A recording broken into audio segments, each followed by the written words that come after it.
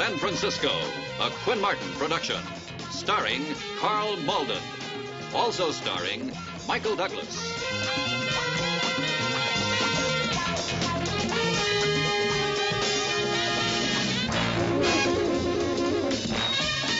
With guest stars Steve Forrest, Michael Strong, Richard Anderson, special guest star Shirley Knight Hopkins.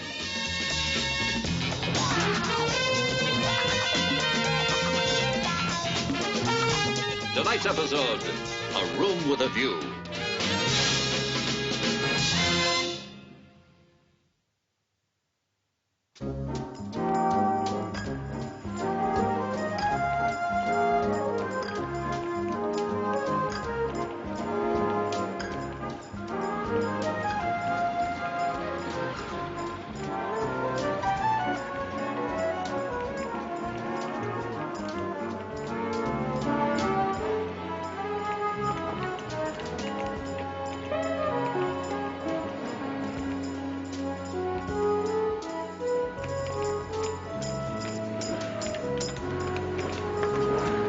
Hiya, Marty, sweetheart. Let's have today's sheet, huh?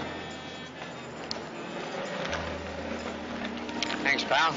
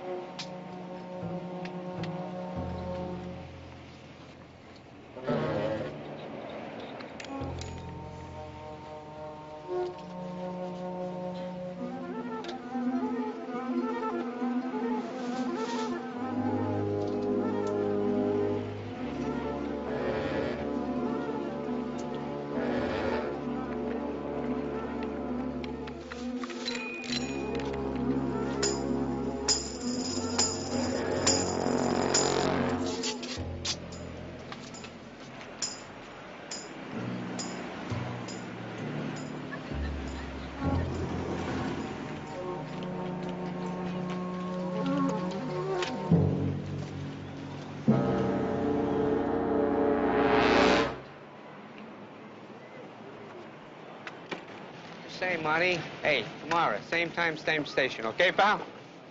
Oh, hey, look at that. I'm a slob, Marty. Look at this here. I'll get that. I'm sorry. Yeah, I am awfully too. sorry. You all right? Yes. Good. Nobody got hurt, no harm done, no foul balls. Everybody's all right. Could you do me a little favor? I get this change here. I could use the change. I gotta make a phone call later. I'll give you $1. Well, You give me the change, all right? Here, count it. It's only about 80 cents. 82. It's a good deal. Thanks a lot, right? You're welcome.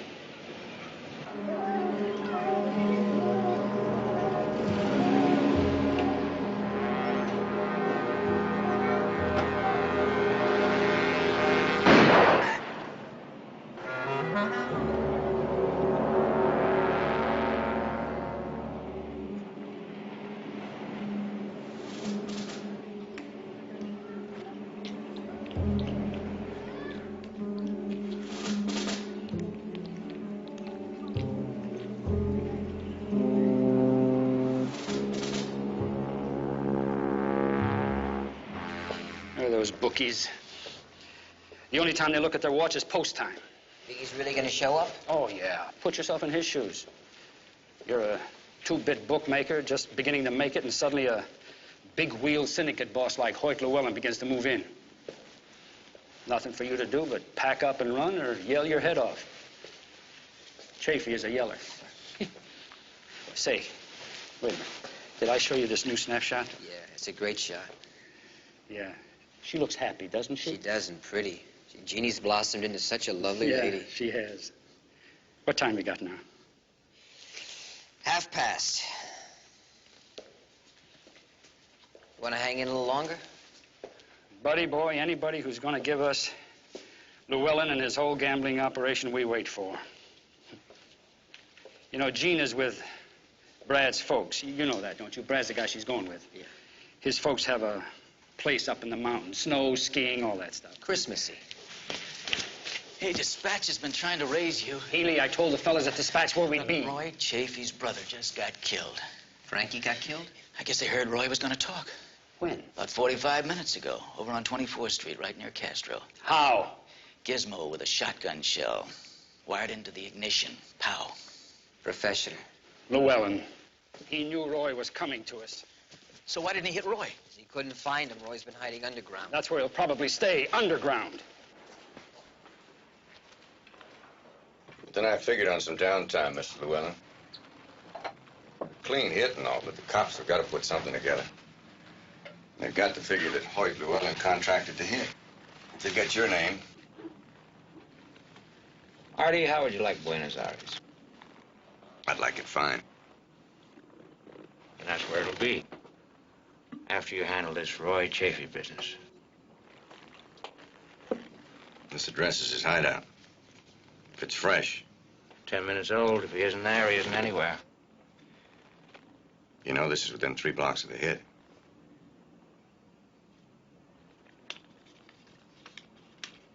How's Abbey Grote gonna take this? He used to be very close with the Chafee brothers. Exactly right. Used to be. He's in my pocket now. Anyway, you don't have to handle him. I do. You handle that. Got it.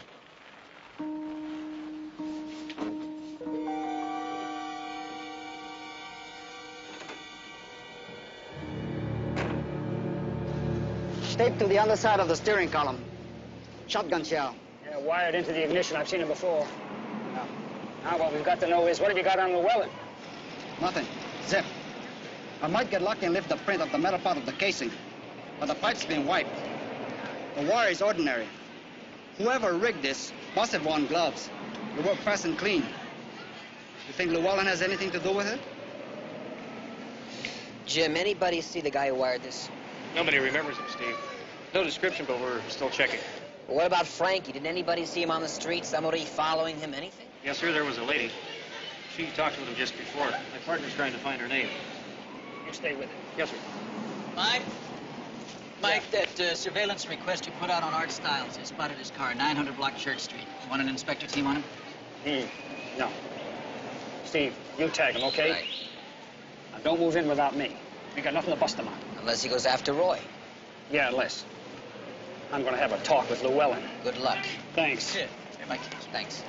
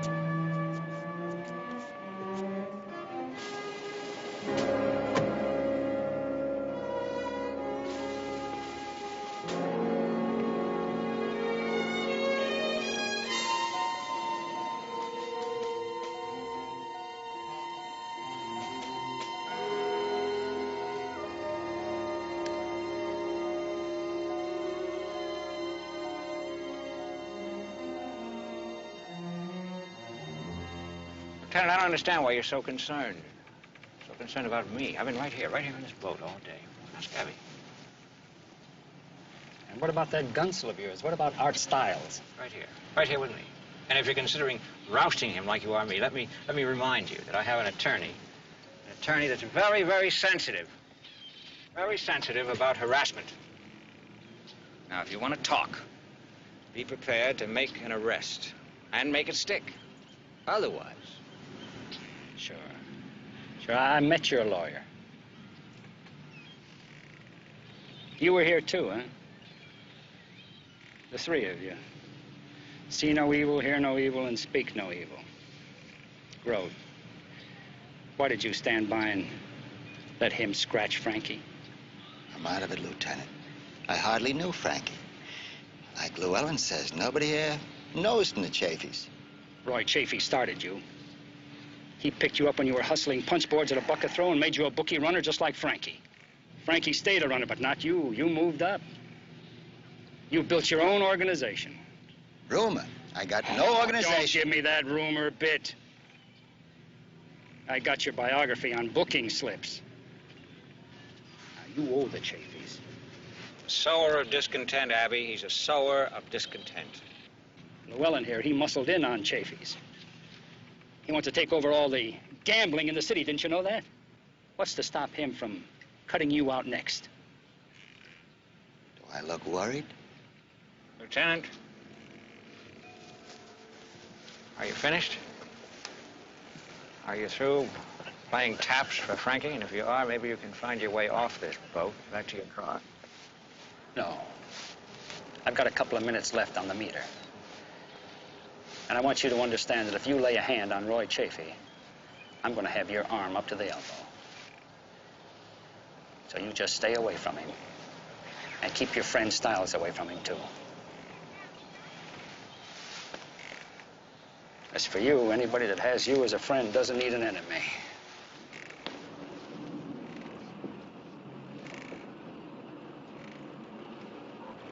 He's on a fishing expedition.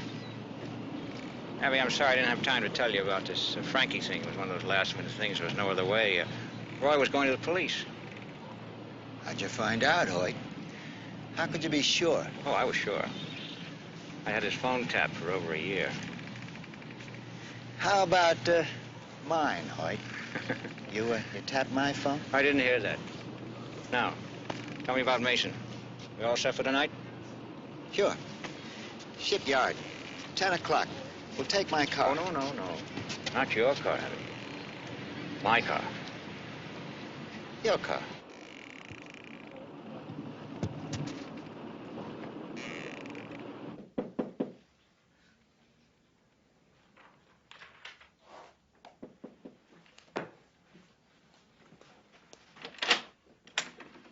Hi. Hello. I'm Art Stiles. I'm really sorry about being this late. Oh, I think you must have the wrong apartment, Mr. Stiles. No, I don't think so. You married Grace, right? Mary Ray. Dortmunder. Dortmunder? Oh, boy. I really blew it. Take a look at that. Mary Grace, Littlefield. Oh, you're just one block off. This address is just down the street. We're close. Wrong girl, I'm afraid. Wrong name. Right girl. Could I use your phone? And your phone book. I don't have the right number.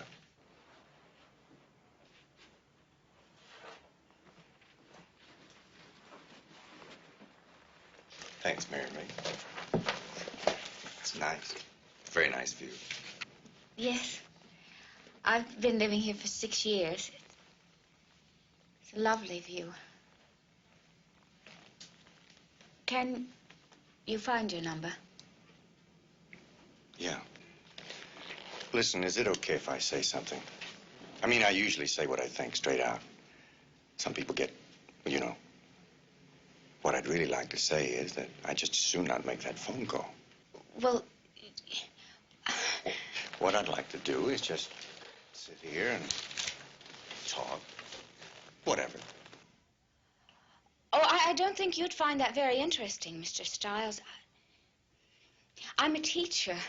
I was just correcting papers. Well, what could it hurt? You know, I haven't been to school since I was 12. It could only help, Mary Ray. Well, would you like some coffee? Sure, it sounds good.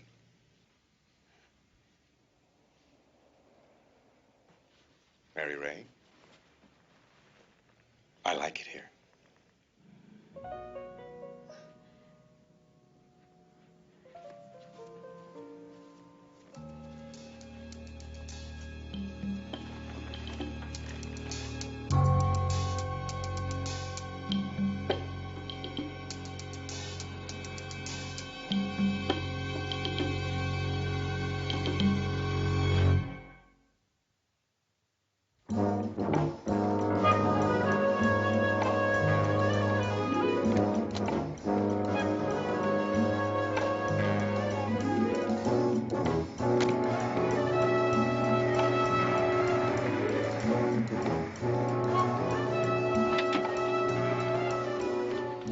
Hi. Okay, my friend.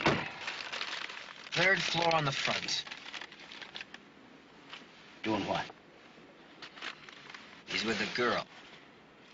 Mary Ray Dortmunder.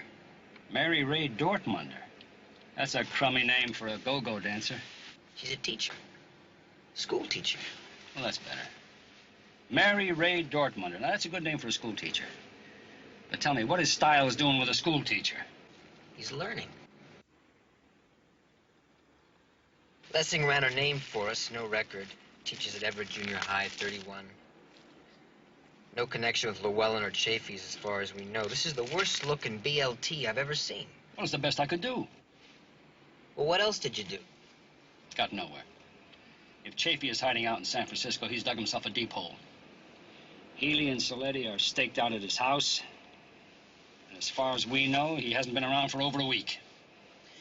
You know, I was thinking, his wife's about to have a baby, right? Yeah, so? Well, doesn't it make sense that he'd want to see her? You know, see she's all right? Possible. But if he does, Healy nails him. Say, how about Stiles? Does it look as though he's gonna hang around for a while? Looks that way, yeah. Good.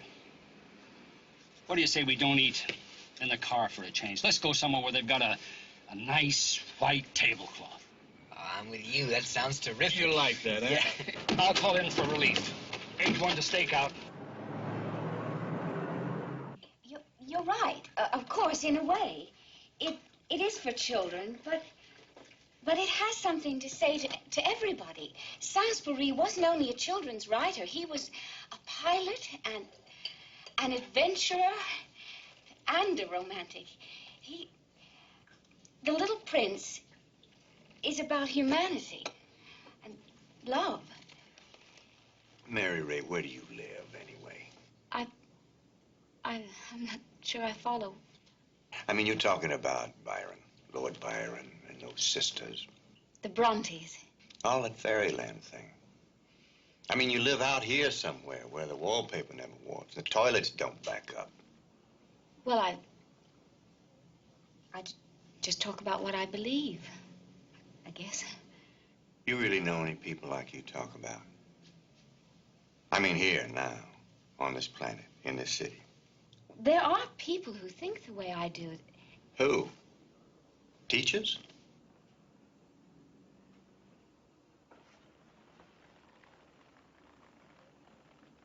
Have you got a guy, Mary Ray? I've sort of. Well, now, you either got a guy or you don't.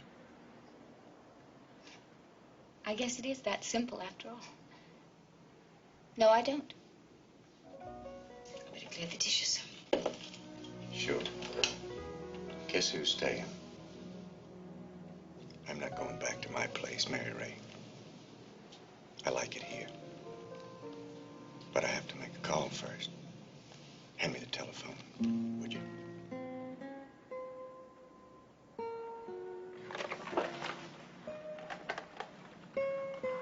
Thank you, Mary Ray.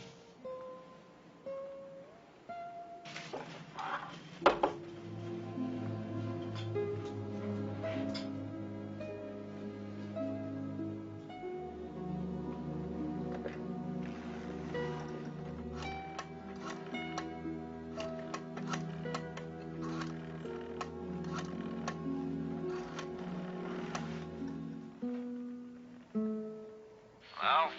How are you? How goes it? You tell me, Artie. Everything's fine. It's right on. I'm looking right down the barrel at Chafee's place this minute. If he's in there and he moves, he's dead. Where are you calling from? The chick's place. Looks right over Chafee's. And, how are you going to handle that, Artie? The chick? There's no problem. If you score on Roy, you can't leave her, you know. No, I know. I'll handle it.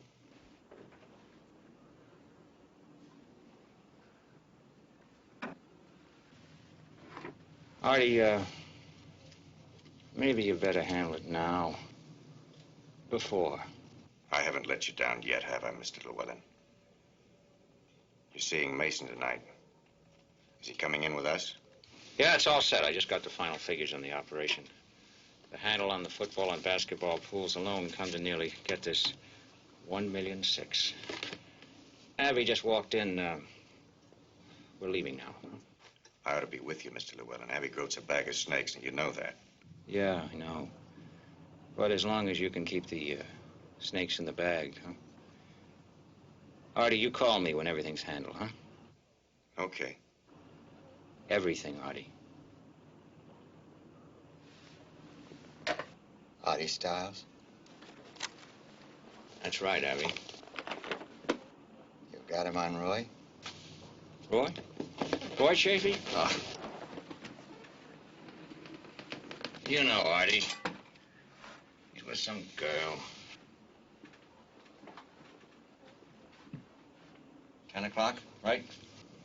Sure.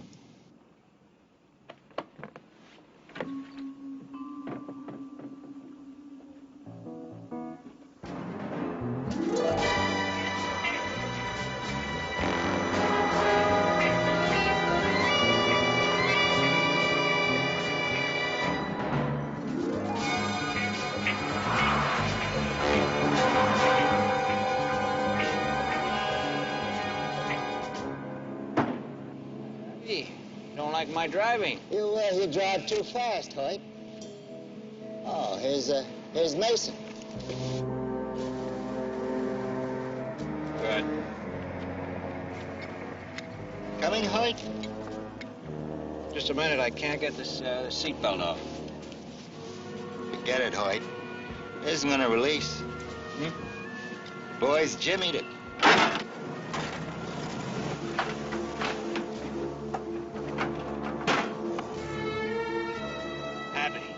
Stone was right. You can't dump everybody, Hoyt. That's for Frankie. Hey! Tommy, wait a minute!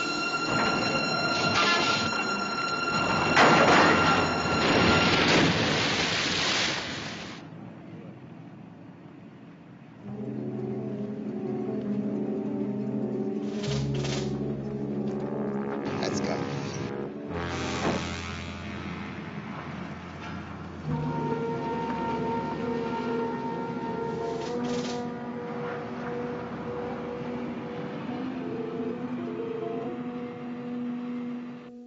He can't come out. Roy was going to go to you people. He would have told you about Mr. Llewellyn. And we knew it would have meant a jail sentence for Roy. But Roy's not a big criminal like Llewellyn. He takes bets on horses and ball games. We make a living. But we don't kill. They kill.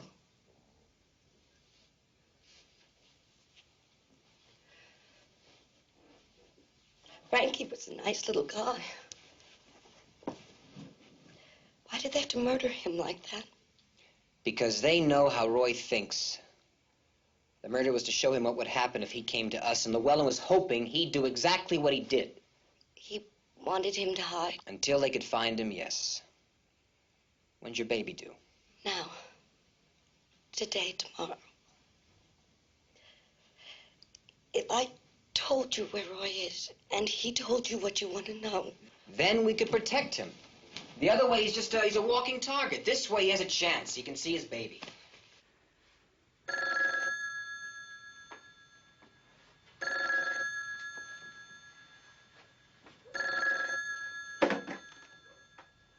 yes? just a minute. Sergeant Hasigian. Yeah, Norm. You're kidding. What pier? All right. No, I got nothing. Right. Divers found Llewellyn's body in the bay. He's dead.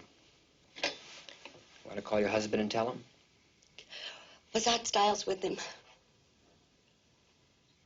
Then Roy stays right where he is. You come back, talk to me again, and Stiles is dead too. Mrs. Chafee. When everybody who can hurt Roy is in prison or dead, then come back.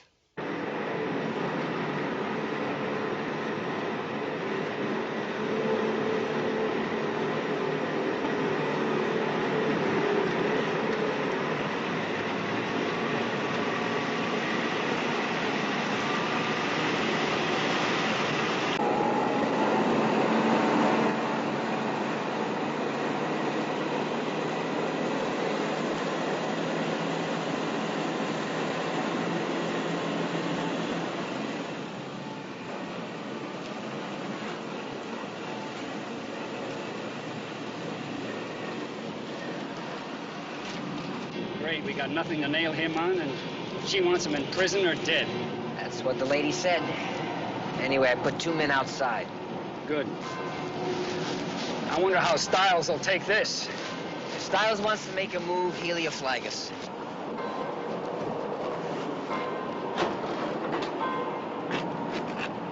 Yeah, that's him. That's Llewellyn. Looks like Grote used his golden rule before he could. Which one's that? Do unto others before they do unto you.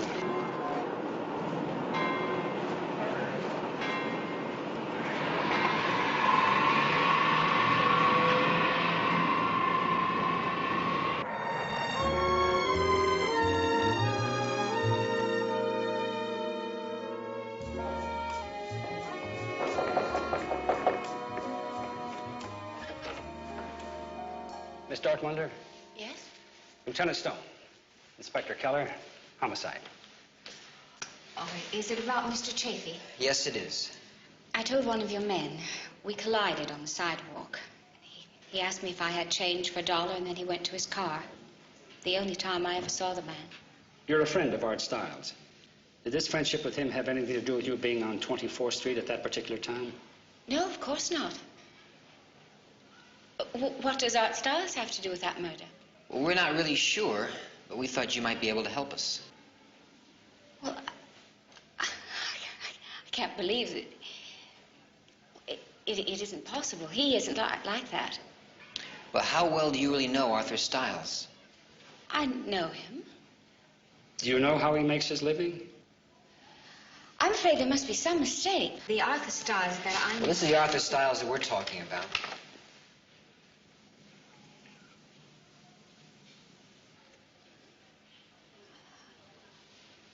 I don't know anything about that murder.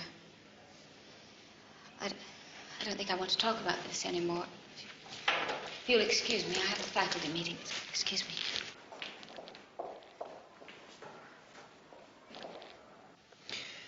You know, I don't really think she knew about this man.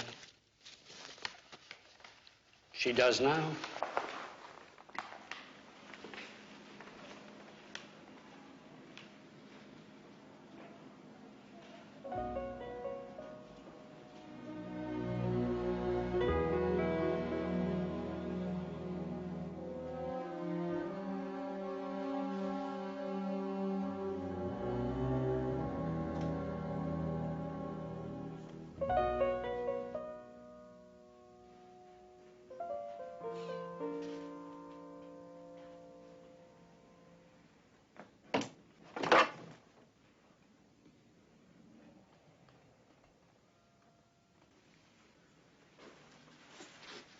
Who is it?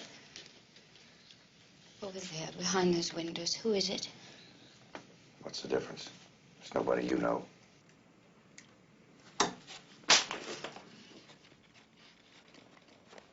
Touch that doorknob, Mary Ray, and I'll kill you where you stand. Lock it. Bring me the key.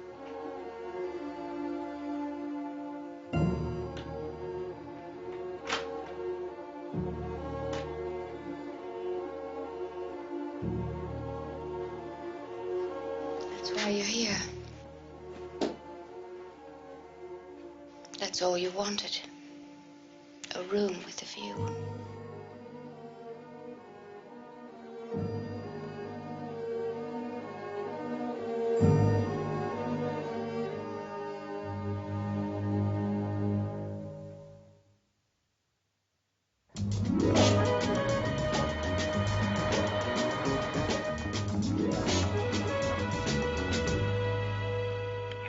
Checked in and reports no movement by subjects. Inspectors 3-4 will assume surveillance. Will Inspectors 8-1 maintain position? 8-1 will maintain stakeout.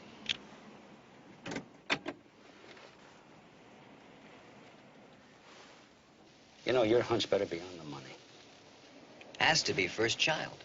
Oh, you know all about that, huh? No. Now, I just figure that a bookie's wife with this much heat on wouldn't use her phone. She'd figure either Llewellyn's guy's got it tapped or we do. This way, when she's ready to have the baby, she'll get in touch with him or she'll phone him somewhere. Just a hunch, huh? Yeah. Not a bad one, buddy boy. Well, thank you. No, I don't know Roy Chafee, and no, he never did anything to me. It's just business. Do you like it? This business? I don't like it, and I don't hate it. I'm just in it. I just wondered what makes a man want to murder two people he hardly knows. Money? Ellen, Is that... you stay out of my head. You just sit there.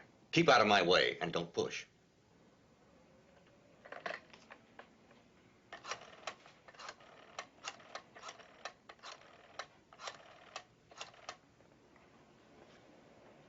Hello. This is the answer service, right? Well, this is Art Stiles. No, you've already got me down for a callback, but why isn't Mr. Llewellyn picking up? Well, when did he pick up his calls last? All right. When he calls, have him call me, huh?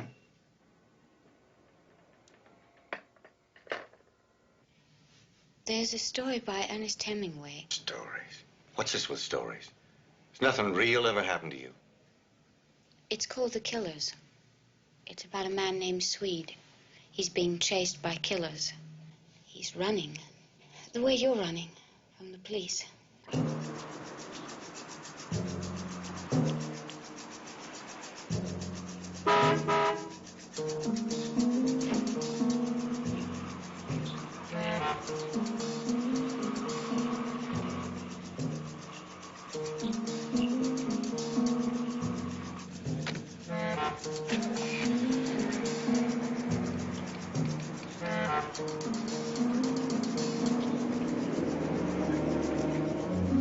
8-1 to headquarters.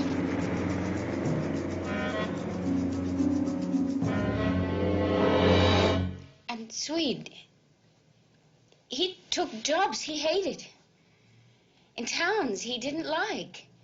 And the killers were always after him, chasing him. Nobody's chasing me. They're sure you killed Frank Chafee. Lieutenant Stone, Inspector Keller, they said so. They showed me your picture. It was a clean hit. Nobody can put me with it. They knew you were here. They'll know if you kill that man. If you kill me. Who said I'd kill you? Common sense says. Look, Mary Ray, I didn't come up here to get it.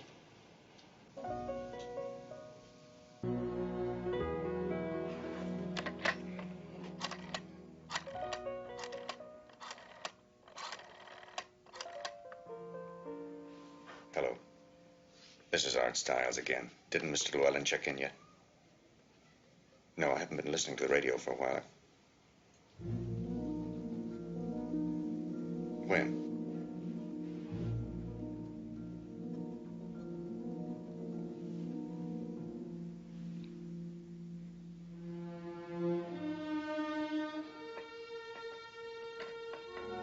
He finally gave up. Swede, he finally knew he couldn't run anymore. He just sat in his room and waited. Shut up, Mary Ray. They hit the man I work for. Well, then, doesn't that mean it stops? Art? Or do they have to kill you now? Or do you still have to kill that man across the street? Explain it to me. I don't understand. I don't expect you to understand. It doesn't come in a book. Well, tell me then. Doesn't it just go on until you're dead? And they're dead? And the men, your people, and their people higher are dead? Where does it stop? It stops when everybody quits. Then quit. Please. I can't, Mary Ray. That man could have fingered my boss, put him away for life. He could do the same to me.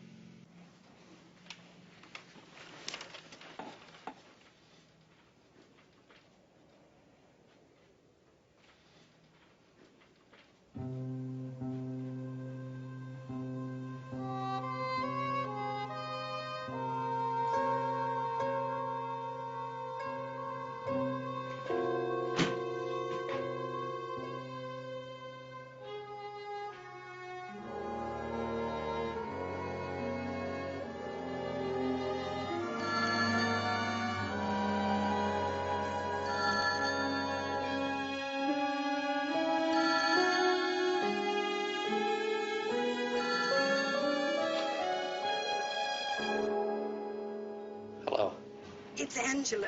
Are you all right? Angela, where are you? A phone booth on Sanchez. It's time, Roy. I have to go to the hospital. Llewellyn's dead, Roy. Are you sure?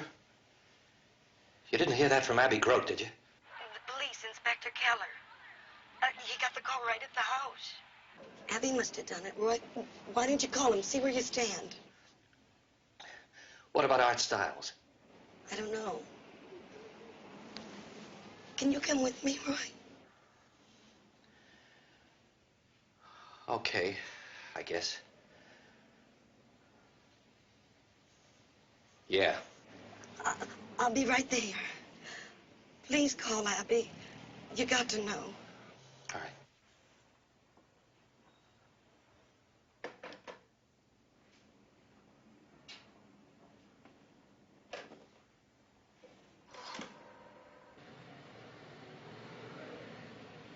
Did she put one coin in that box? I think it was one, yeah. Local call. Figures. He's right smack in the middle of 500,000 people. Did you say she knew all about Llewellyn? She was right there when I got the word. Great. This could break it wide open. Stay on that cab's bumper.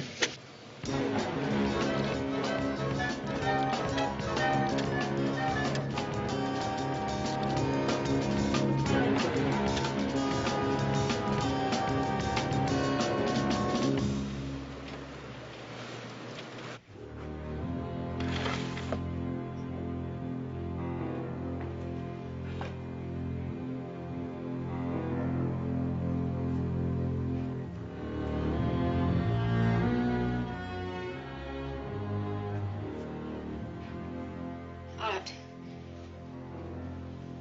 Please. Please quit. Let it stop right here. I have a car. It's parked near the apartment. Take it. Get on the phone. Find out when's the next flight out of here to L.A. They leave every hour on the half hour. Check it.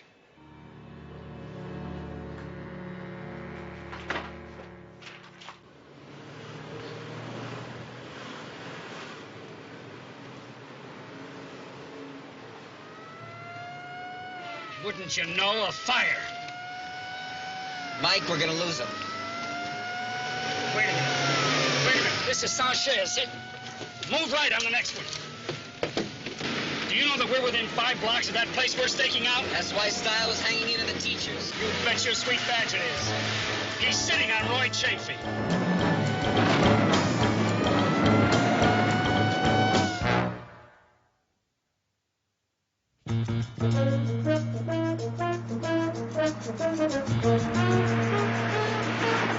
Teacher. Art Styles and a teacher.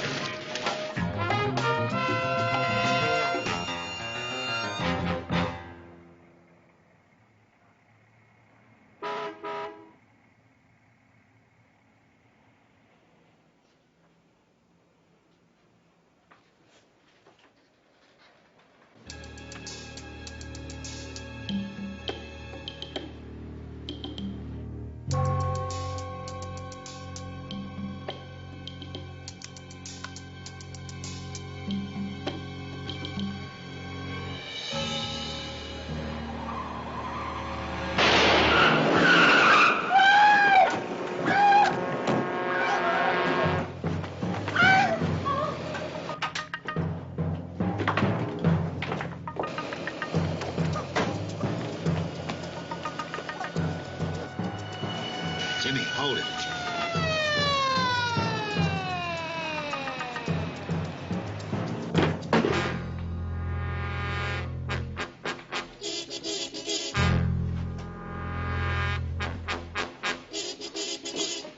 He split. He didn't get far. Mike, he's got the girl. Take the back stairs. Right.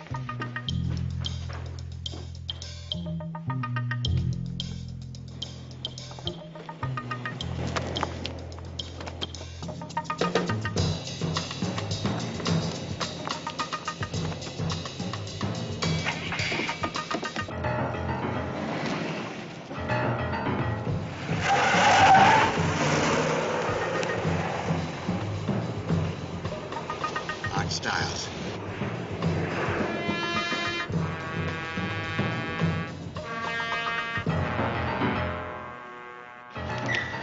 Say, get him to the hospital and stay with him. You'd better take her, too.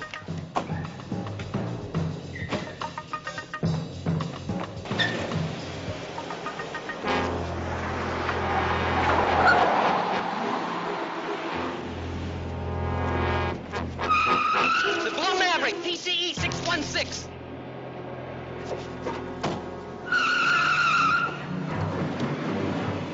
One to headquarters. In pursuit of a Blue Maverick. California license number PCE 616. PCE 616. Suspect, Art Styles. Armed, dangerous. Has hostage. Probable destination, San Francisco International. The airport? That's what the telephone book said. What? Come on, just move it. I'll tell you later.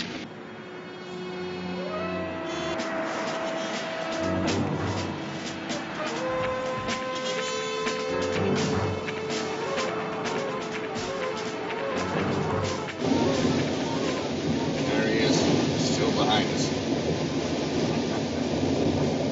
Abbey Groves. What does that mean? What do we do?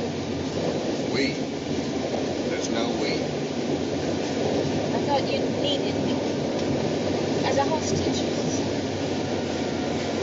You think your being in the way would stop the guys in that car?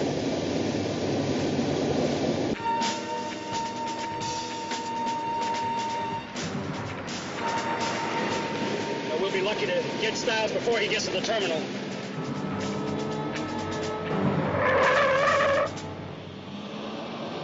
Come inside, Mary Ray.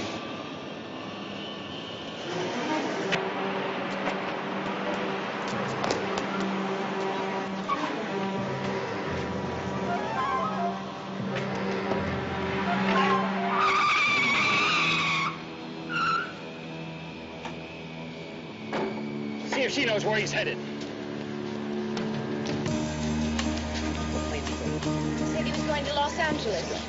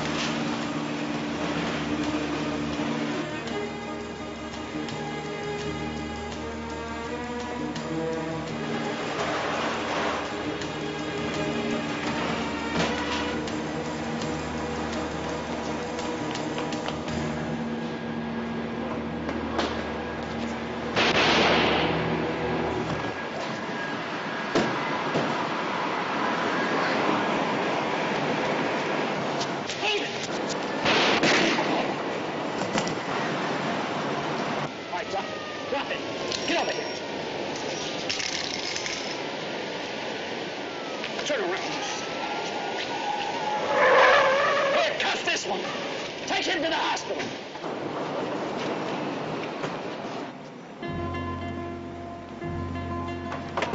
Flight 19, Flight 19, now arriving gate 2 from Chicago. Flight 19, Flight Get this thing stopped. 19, now arriving gate 2 from Chicago.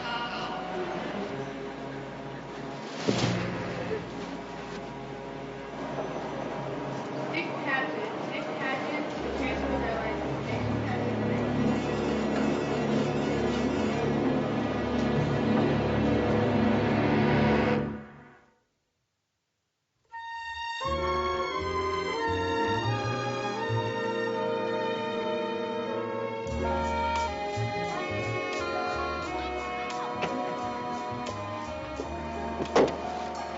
Yeah, ever since she's been away to school and came home for Christmas holidays, why, we'd go somewhere where it was fancy.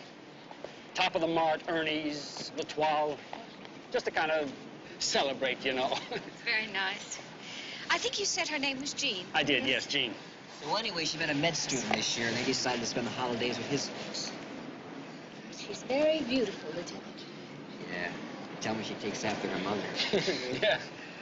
You know, I made a reservation about a month ago thinking that she and Brad would be home for the holidays.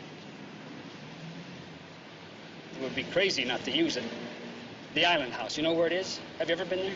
No, I've never been there, Lieutenant. Mike. It's in Sausalito. It's got a beautiful view of the bay, sort of like a fairyland.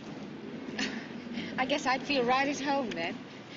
You know what they say about teachers of literature. Romantics, right? Well, what do you say, the three of us? I'll pick you up at 7:30. That would be lovely. Thank you.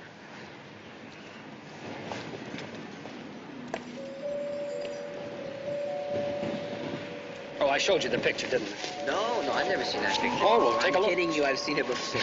It's lovely. It's terrific. Yeah, terrific. Terrific, yeah.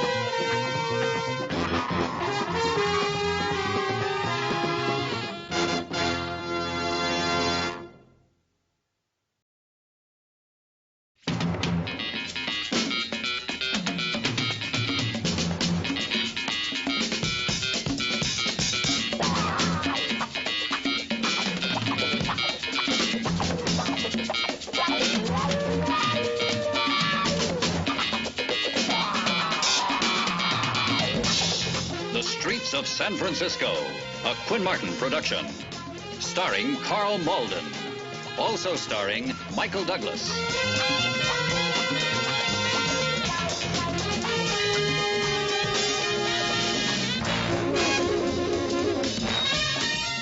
With guest stars John Saxon, Belinda J. Montgomery, Harry Rhodes.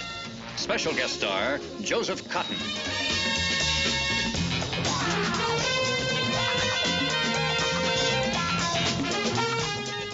Tonight's episode, a collection of eagles.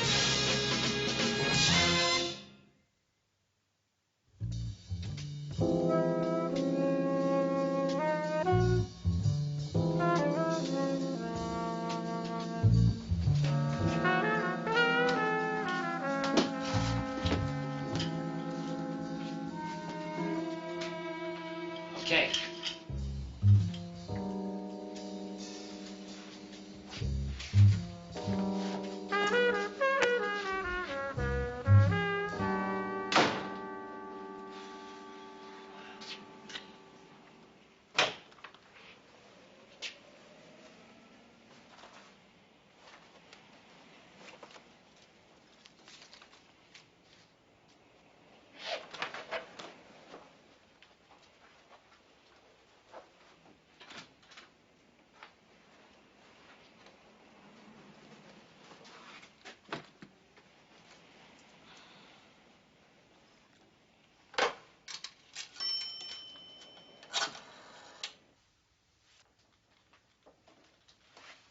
There we are, 40 units. It's him? Maybe.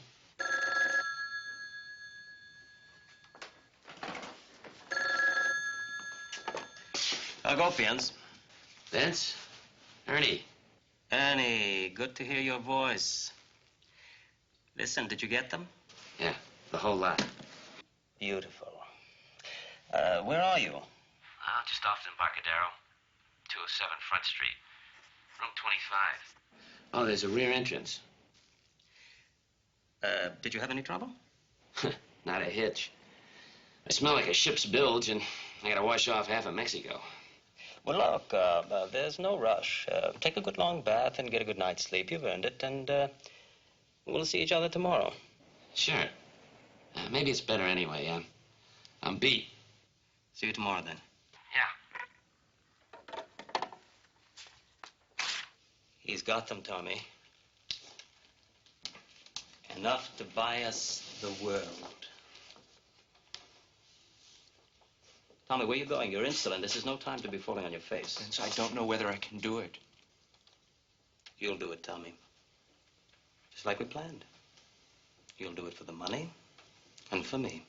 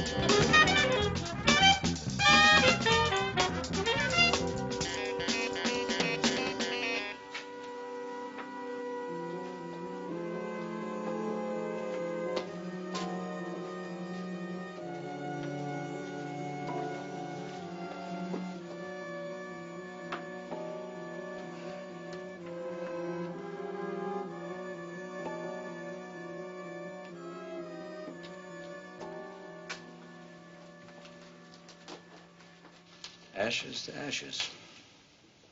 Yeah. What do you think, Doc? Another cigarette in bed? It's hard to say yet. He was pretty well done. Well, I'll get the arson detail in here and see what they can turn up. How long for the autopsy report? I'll get on it right away. Hiya, Doc. Steve.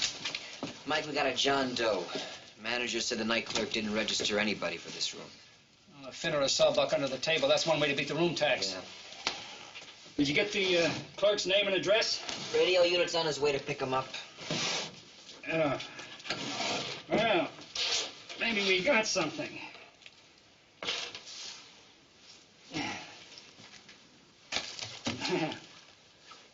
Looks pretty black. The numbers look good.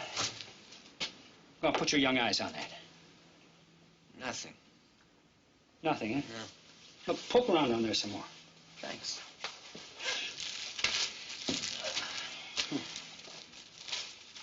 You know, a guy with a gun who doesn't register in a flea bag like this, you know something's fishy.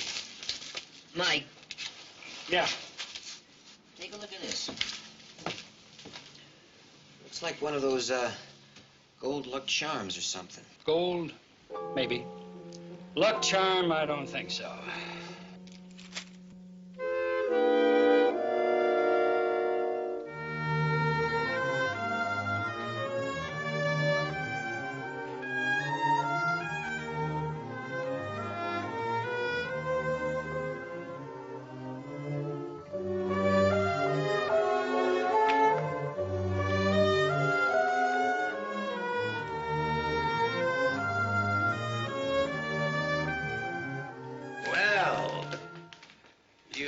Find them of some interest after all. Mr. James, you startled me. In this contraption, I sometimes feel like a mechanical Satan. Body of a man and legs of a champion. What is it? What? You're troubled. No, I'm just tired, I guess. I worked late last night typing up the notes. The university should have warned you I'm a slave driver. Well, the last person to leave the project did say something to that effect. Oh, that was a big mistake all around. A man can't dictate an autobiography to an insensitive soul. What about you? Any complaints? Oh, no. The room you gave me is just lovely. Pay is fine, and the company is very stimulating. Thank you. Tell me the truth. Now, when I came in a moment ago, you were thinking, I'm an eccentric old man who hoards his gold coins like a modern-day Midas, weren't you? No, not really. I was just thinking they must be very valuable. Well, in round figures, $500,000. I had no idea. Would you like to hear how I came to collect them? No, I think we should finish what we left off with yesterday. What you remember about your 1927 trip to New Zealand? You are a very odd young woman. The first one I ever met who was more interested in my memory than my money. Well, people already know about the John R. James fortune, and I want the book to be about the man. Thank you. Let's go on the terrace, shall we? All right.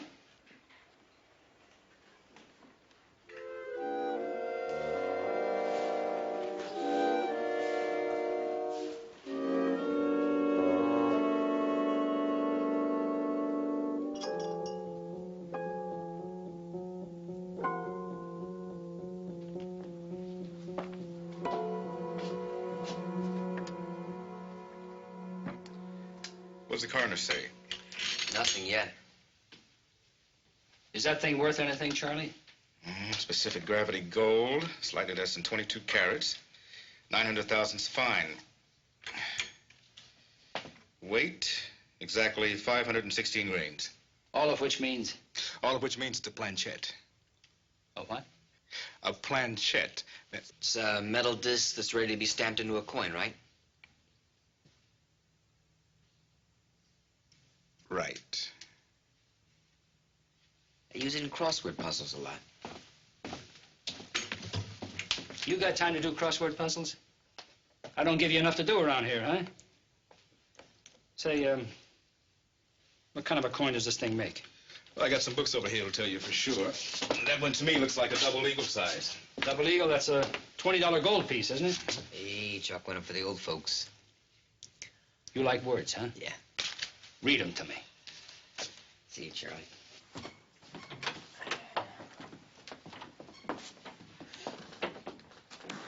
Well, there's 464 grains of pure gold in the planchette. And how many grains in an ounce? 450, isn't it? No, I think it's 480. Ah, 450. 480. 480? Yeah. Well, they must have changed it since my high school physics course. They must have. Look, no, let's not read for a minute, huh? Now, the night clerk said that the victim came in with a satchel. Right. We don't find a satchel. But we do get this little goodie here. Which ye old book here says is illegal in the U.S. except as coins held by collectors. And which could have been in that closet for years where they clean out those waterfront dives. Possible, yeah. Think we're spinning our wheels? Close to an ounce of gold. Worth about, what, 65 or 70 bucks on the international market? I think it's about that. Stone. Yeah. Yeah, we'll be right there. Looks like maybe we got something. What? Coroner said murder. Tommy.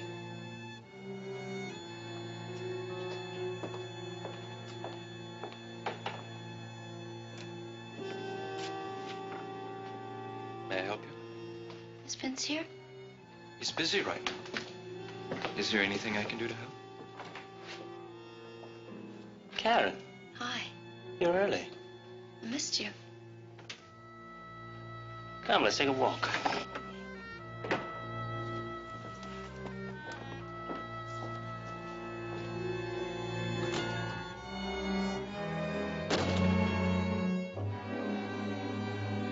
Who was that? Just a guy I brought in to help out a little. He doesn't know anything about what's going on, does he? Oh, he barely knows enough about coins to answer the questions that come in off the street. Did you bring the diagram? Yes.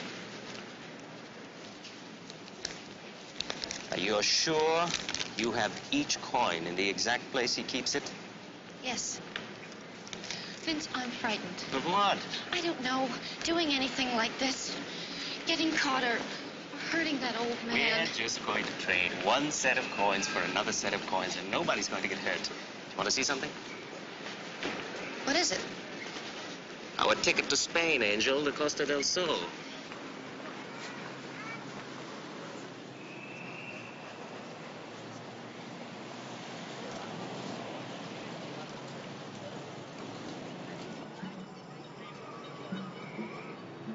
Vince, I just wish I could feel the same way as you do about it.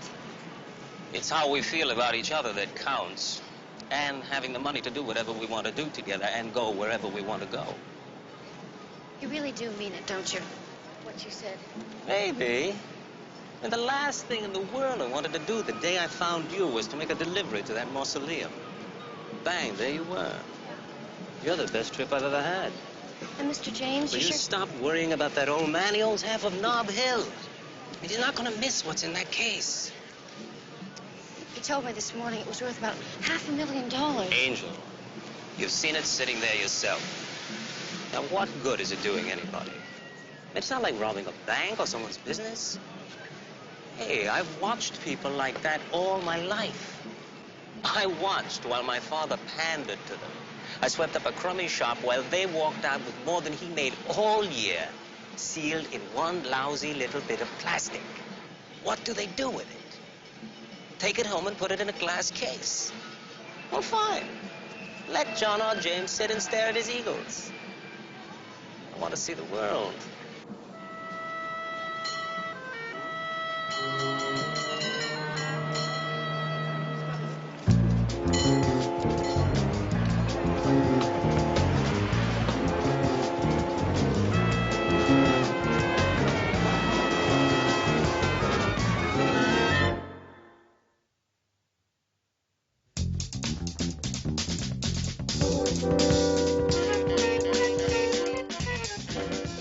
It's homicide, no question. There wasn't a trace of smoke in the victim's lungs.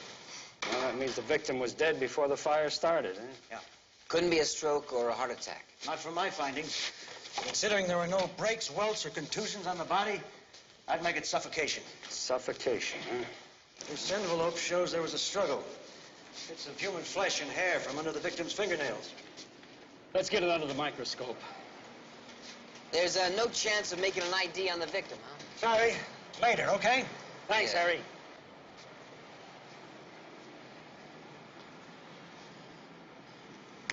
Buddy boy, what does a short barrel 32 with the serial numbers filed off say to you? Pro, ice artist, maybe. And one planchette out of a satchel full, ripped off by whoever killed him? Well, a couple hundred be worth 10, maybe 15,000, but you'd have to have the right contacts to unload them. Wouldn't be worth all that time and trouble, though, would it? No. What about the night clerk? Oh, no, nickels and dimes. This one's got to be worth more than nickels and dimes.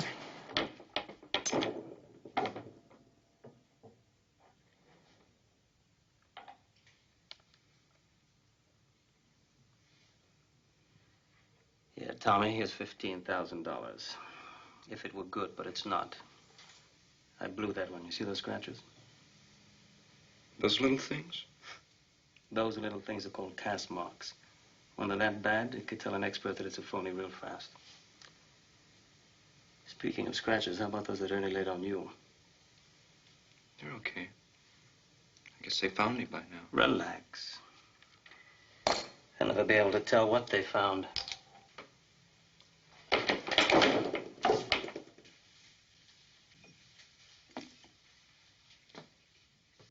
That's a strand of blonde human hair.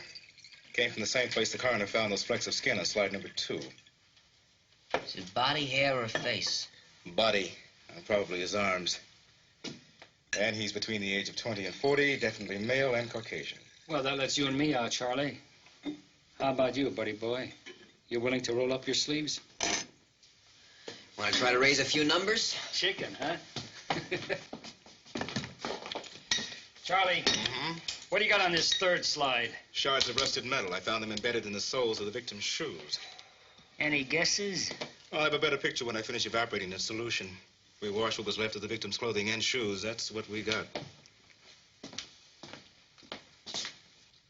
Rust powder in solution, electromagnet. You want to know something? What? I've been here for 25 years. I've never seen this thing work. A serial number stamped in metal can be filed off, but can never be completely destroyed. Yeah, I know that. The molecular structure of the metal retains a ghost of the stamped number. Let's see it work. Right.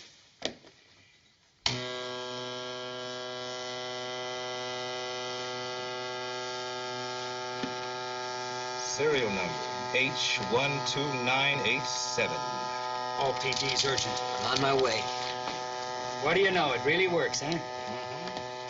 Now you see it. Now you don't. Magic, eh? Well, maybe we'll get something after all.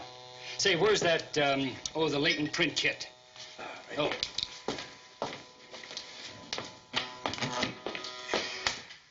You're gonna need a 10-point match for positive ID. You really think there's a chance? Charlie, I'm gonna let you in a little secret. I always think there's a chance.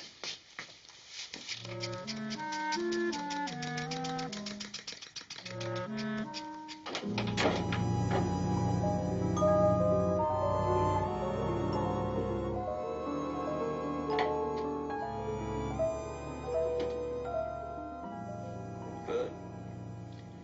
Finished? For a while. My eyes get tired. How much longer? A few more tonight, a few more in the morning.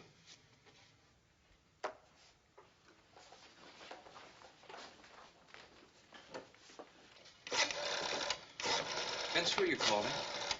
Karen, Vince. I told you it was just business. I killed a man, Vince. Now, look, that had to be done. Just like my seeing Karen. Now, it won't be long now. Go inside and get some more glassine cases and we'll seal these up. Go ahead.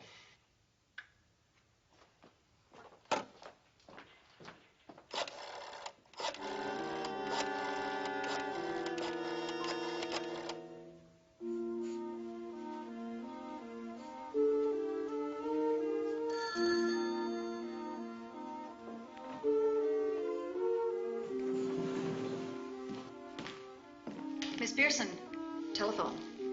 Thank you. Hello? Working hard? Oh, I was afraid you weren't going to call. Oh, big call tonight. I'll be finished in the morning. Tomorrow? I'll tell you what time. But I gotta go now. Love you, baby. I love you, too.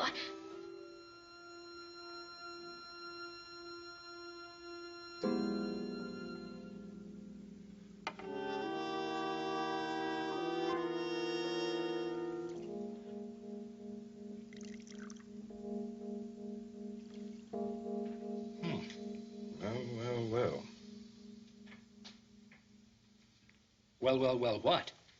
Sodium chloride, sodium bromide, magnesium bromide. Well, thank you, Dr. Einstein. The primary salts in seawater. From the victim's clothes. The residue evaporated from the solution we got when we washed them. Well, this came from the shoes. It's a lead compound identical to what they use in marine paint. A ship. Just off it, too, if he hadn't changed his clothes. Everybody wants to be a detective.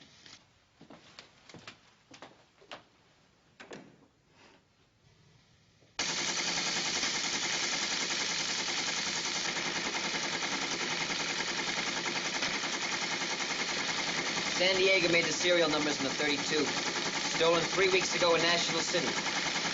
Prints taken at the scene of theft identified as an Ernie Walker, a.k.a. Ernie Willard. Priors all for robbery, huh? I want Walker's jacket. I want his mugshots, I want his prints, I want everything. I want him right now. I've already asked for it. It's on its way. Good. Well, we may have our dead man. Now we got to find the man who killed him.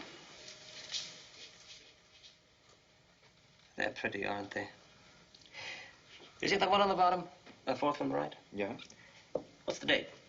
1907. Uh-huh. Does that look any different from the rest? They all look the same to me. Well, that one's worth $22,500, Tommy. Real rare piece of change. We're going to be rich, huh, Vince? Yeah.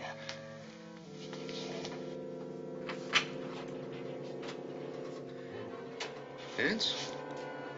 The insulin. How many units was that? How many units? About 80, I think. Maybe a little more. No, it's supposed to be 40. Right. Vince, that's too much. Vince? Vince? Sorry, Tommy. Just business.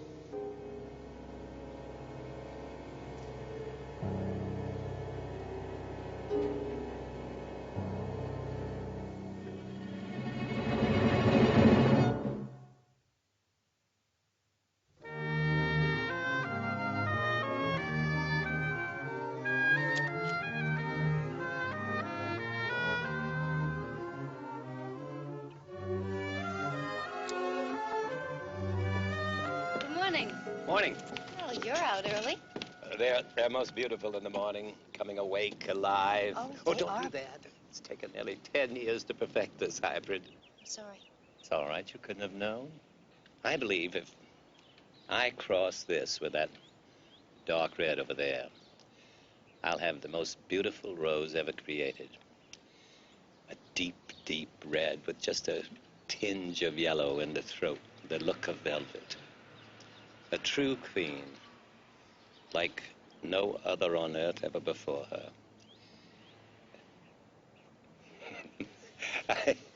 I must sound like a jelly-minded old fool. No, not at all. They mean even more to you than the eagles, don't they? The eagles belong to someone else now.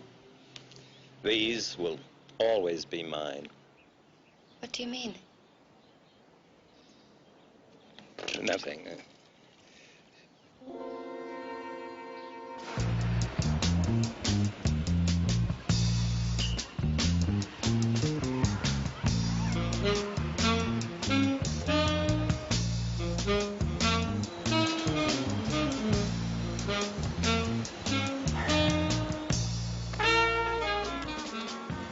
food's so good, I always eat too much. Yeah. Yo. Yeah, how much do I owe you? Forget it. What do you mean, forget it? Somebody give you a raise in salary that I didn't authorize? Forget it. You don't owe me anything. Okay, thanks, big shot. Well,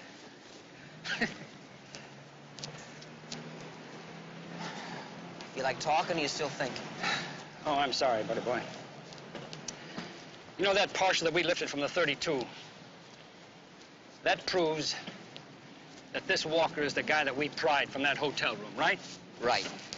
He did 2 years in Nevada for grand theft. Completed his parole right here in this city. His last address was San Diego. Right. Well, is that all supposed to add up to something? Just that he's a thief who lived here. The last time he was known to be alive was in San Diego, which is as close to Mexico as you can get. Mexico? Mm-hmm. And that's a big, big gold producer, right? Skipped across the border, picked up a satchel full of these, surfaced here. And he was on a ship? We didn't buy a ticket. Stowed away on a freighter. A bribed a nice cozy berth and steerage. You know, it's true. What is? What you always say. You work long enough as a cop, you start thinking like a crook. Then you must know what else I'm thinking, huh, buddy boy? A counterfeit operation. That's right. But if you're dealing in counterfeit coins, especially gold coins, it's a very special market. A collector's market. Right, and those guys can tell a phony. Or buy from a dealer who can. Yeah. We're gonna need an expert. I'll tell you what, I'll call a numismatic society and get us one. The what? The Numismatic Society. I know. I know. Coin collectors. Very good. I worked a few crossword puzzles myself, you know, buddy boy. Unit 8-1. Unit 8-1. 902 to Crime Lab. Unit 8-1, 10-4.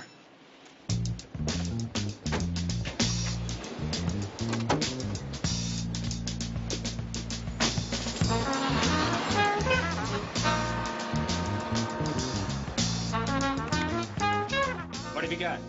I thought you might want to look at these. Who is it? Harris and I are working on it now. Body washed up by Hunters Point this morning.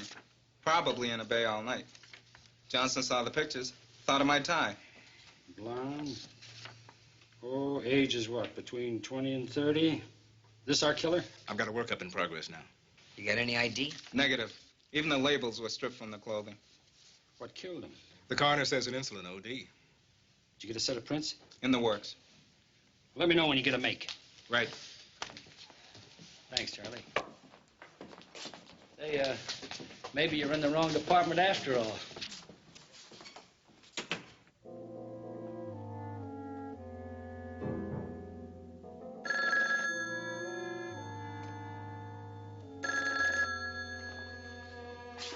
Hagopians? Vince, Yes. I gotta talk to you. Karen Angel, now listen to me. I know how you feel, but there's nothing to worry about. Nothing can go wrong, and no one will be hurt if you do as I told you. Vince, please, do you have to do it? Yes, we have to do it. You and I together. And then we can be together, always, in style, the way we planned. Look, I don't care about the money, all right? All I want is... Well, I do care about money, Karen. I care very much. I care enough to have this whole thing set up right now. And I'm counting on you. Now, you have that case open. I'll be there at 9.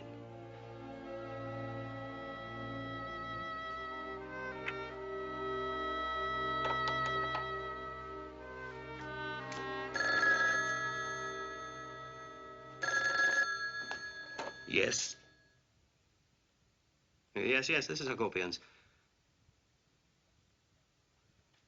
Well, I suppose so, but can I ask what this is about? Okay, okay, I'll be there shortly.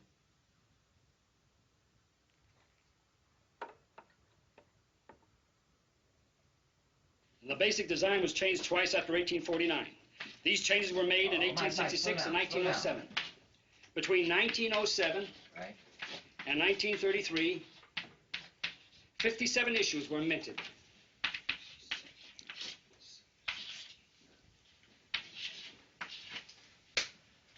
Terrific. Wonderful. Only 206 possibilities. 206, huh? You know, if I was going to counterfeit coins, I'd go for the rarest issues. Now, here's one, 1907. Check that out. $22,000? 22.5, and that was 11 years ago. For one coin, I gotta get into this. It's another world. Yes, come in. Lieutenant Stone? Yeah, what can we do for you? Well, I believe it's the other way around. You telephoned me for some kind of assistance. I'm Vincent Hagopian. Oh, excuse me, I called you. I'm Inspector Keller. How do you do? This is Lieutenant Stone. Lieutenant? Yes, how do you do? Hope I haven't kept you waiting too long. Not at all. We appreciate your coming. Why don't you sit down? You want some coffee? No, thank you. I was told your shop deals with a lot of collectors of the Double Eagle. Well, yes, we dealt quite a lot with them in the past, but not so much anymore. They've got too expensive. Yeah, we were just looking at some of these prices. Incredible. There's one coin here, 22,500. May I see it? Sure. Oh, yes, Sangodens type. It's extra high relief. It's sold for 22,500 in Chicago, 1963, I believe. But I take it you gentlemen have some special interest in eagles. Well, we have reason to believe that we're looking for a counterfeiter. Counterfeit eagles? Well, that sounds like a very complicated operation for a very limited market. I mean, I don't see how anyone could expect to pass them through a dealer without being discovered. Well, that's why we wanted to talk to you. You see, we'd like to have a list of names of all the collectors in the city. Yes, it would take a little while. Well, we think the counterfeiter has about 100 of those planchettes, and he's had them for about 36 hours. Now, would it be possible for him to have stamped all the coins by now? Yes, I suppose so, provided he had the die and the press already available. Well, that could mean he's ready to make his move. Excuse me, Lieutenant?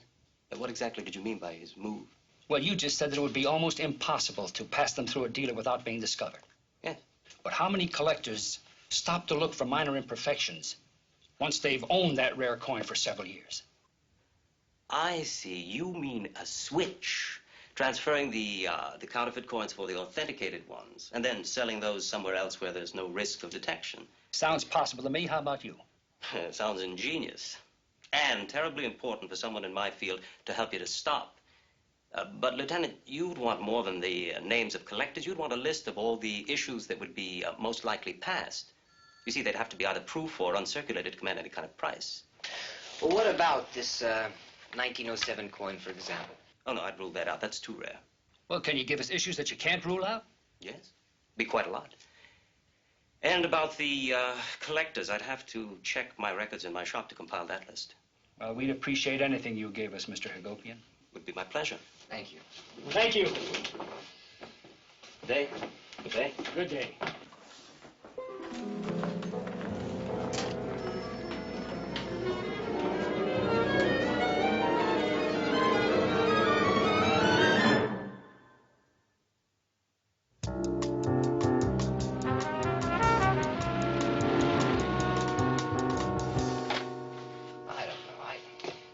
This could take us 2 days just to put the right coins with the collectors Hagopian gave us. Yeah, he helped a lot. Yeah. What do you know? What? Remember that coin that Hagopian said was too rare? The one that went for 22 G's? Yep. Take a look who bought it. John R. James, San Francisco. Mm-hmm. And if he owns that one, he owns others. I don't remember his name on that list. It's because it's not on there. Well, how could he forget a name like that?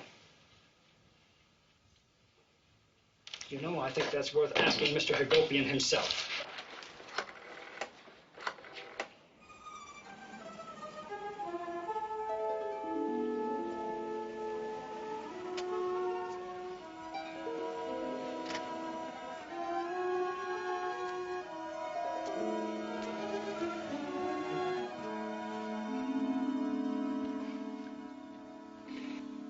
Go ahead. You've done it before. As distasteful a duty as I have burdened you with over the months, it seems. Go ahead. You said this morning that these don't belong to you anymore. Have you agreed to sell them to someone? What I said this morning is not for publication. What I'm going to tell you now is... This coin was minted in 1907. It's the most expensive double eagle ever on the market. I paid an exorbitant price, I know, but it had a sentimental value. You see, my Uncle Henry actually started this collection for me with an identical coin on my 7th birthday. You began collecting these when you were 7 years old? No, not exactly. I sold it to buy a train ticket. This was my start, you might say, and when I made it in the world, I determined to buy it back again someday. Well, why the rest? I became enamored of these in my search for this. For instance... Mr. James, I'd much rather think of you with the roses. And with all of these... Lock it out. This may become a mellow evening after all.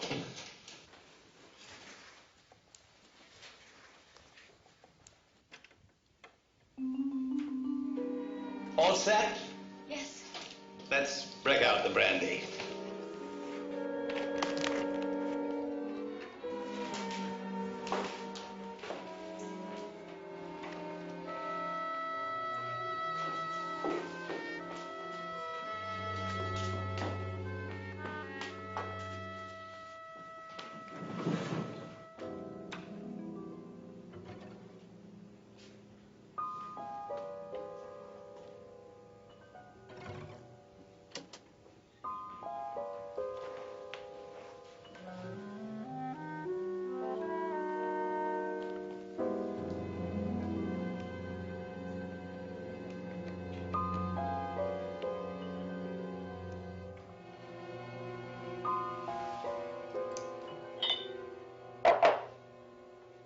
You know, whether or not we ever finish that book I brought you here to write.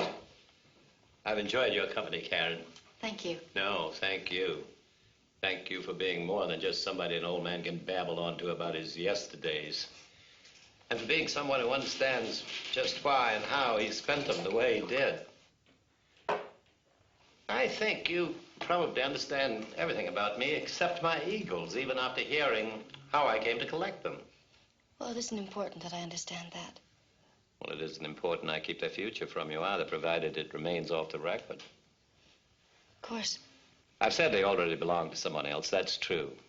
A trust owns them all, has for several years.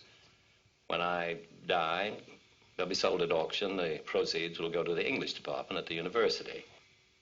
That's how we met, actually. Dean Robertson told me I wouldn't be disappointed in you in any respect. That's proved to be true, too.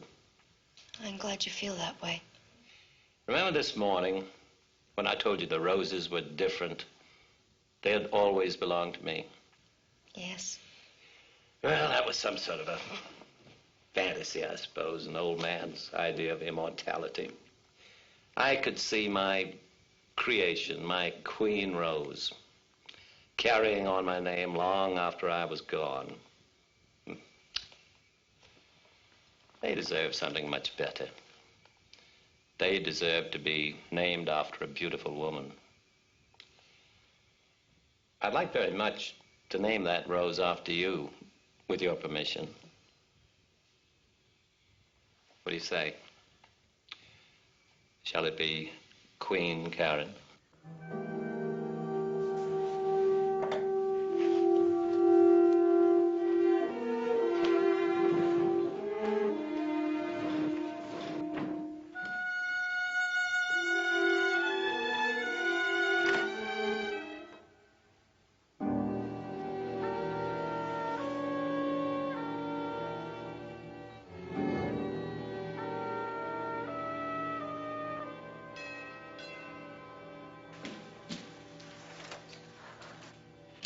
Good evening. Police? We're sorry to be intruding, but we'd like to speak to Mr. James, please. Mr. James isn't to be disturbed. Isabel, what is it? Lieutenant Stone, Inspector Keller. We're with Homicide. We'd like to talk to you about your collection of double eagles. I failed to make any connection between my eagles and homicide. Well, if you gave us a few moments, I'm sure we could make that connection for you. Very well.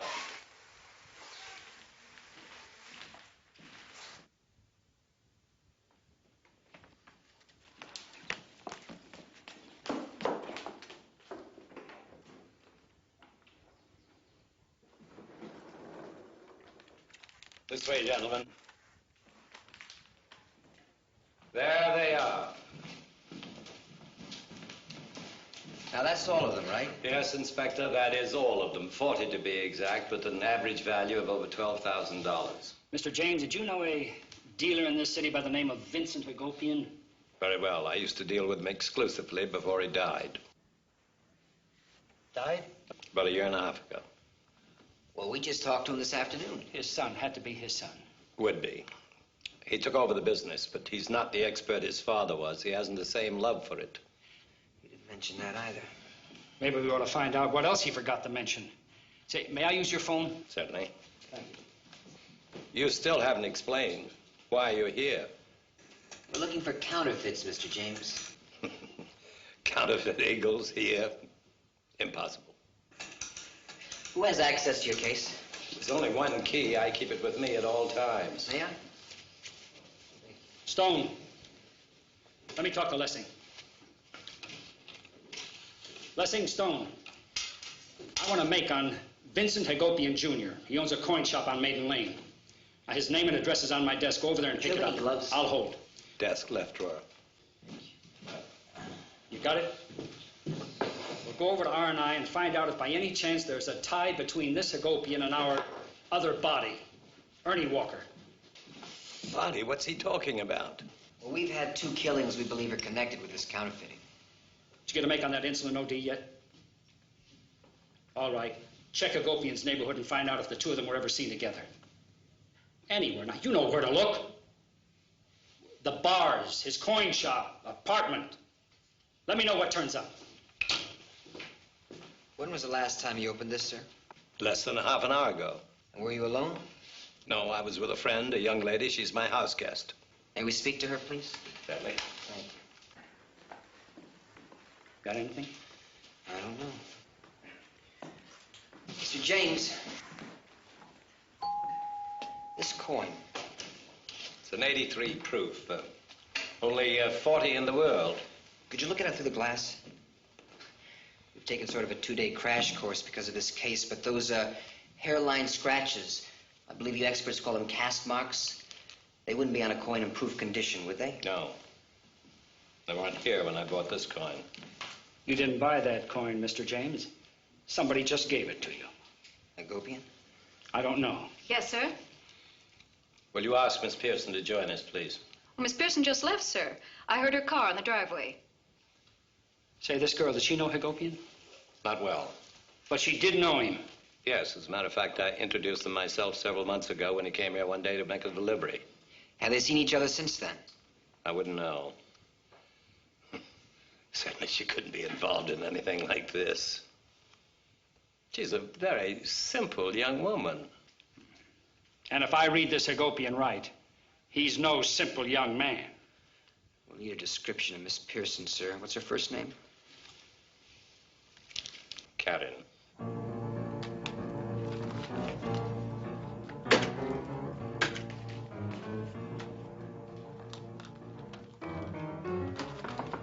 Vince! Vince, open the door. Vince! What are you doing here? I told you to wait for me. The police came. The police? Yeah, we were wrong. Look, we gotta take it back. Never mind, never mind. What did they want? What did they say?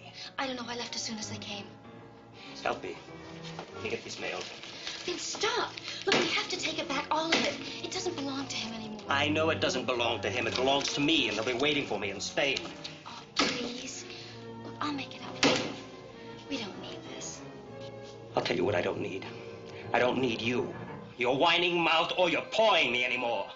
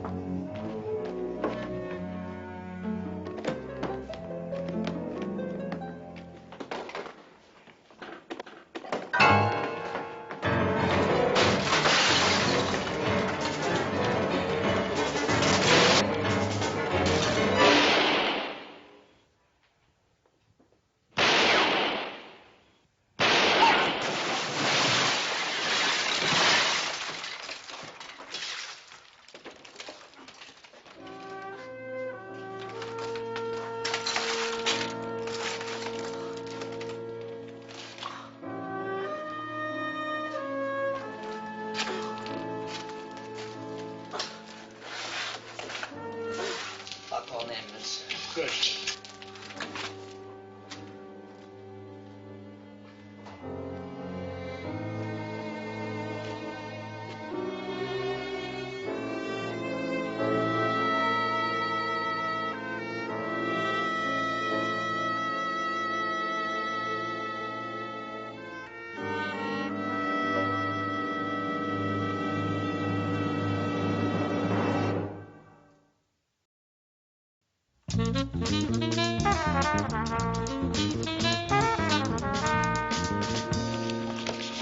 How long do you think she'll get?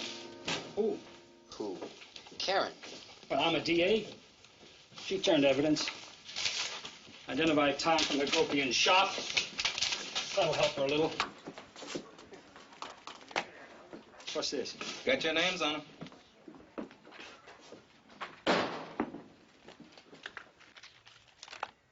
In appreciation, John R. James. Silver dollar.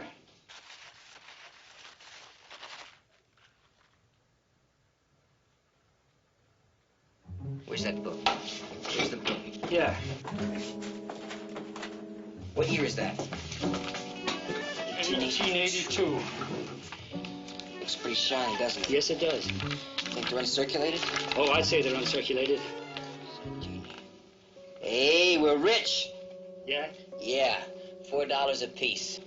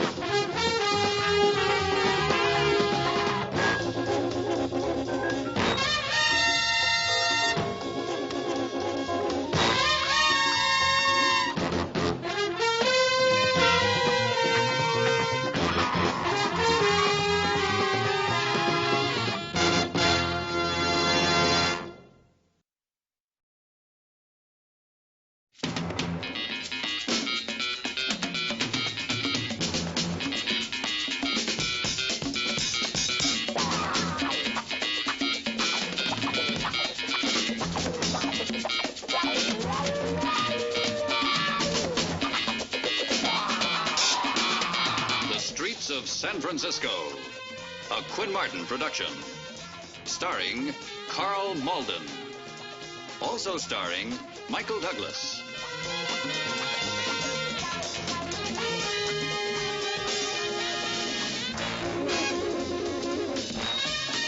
With guest stars Roscoe Lee Brown, Brenda Sykes, Carol Lawson, Alan Emerson.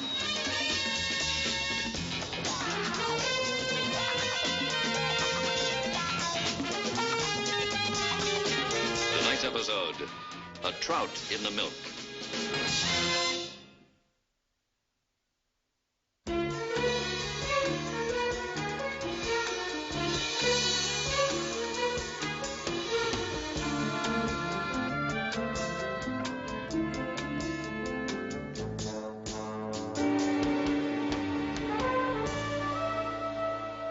Last night, I dreamed a city.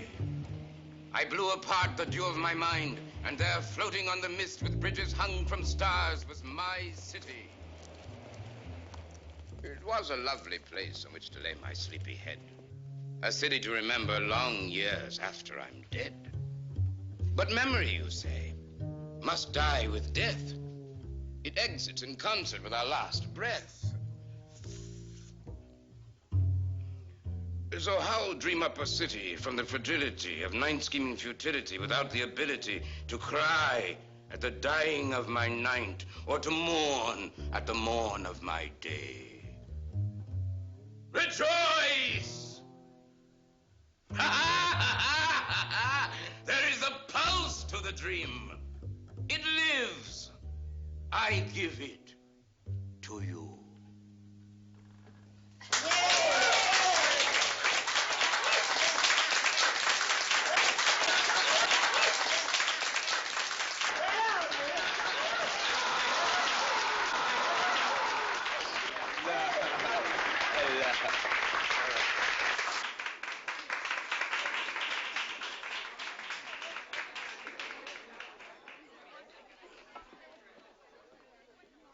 they love you.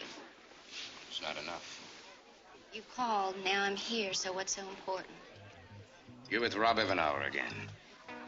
Oh, come on, Yale. Famous poet like you must have more urgent things on his agenda. Janae, I'm not trying to tell you what to do with your life. Then don't. Nobody has me on an exclusive, least of all you. If Rob Evanhour meets my price, You want me to believe you're just modeling for him? I quote you. A model, models. Baby, Evanhour's the end of the line.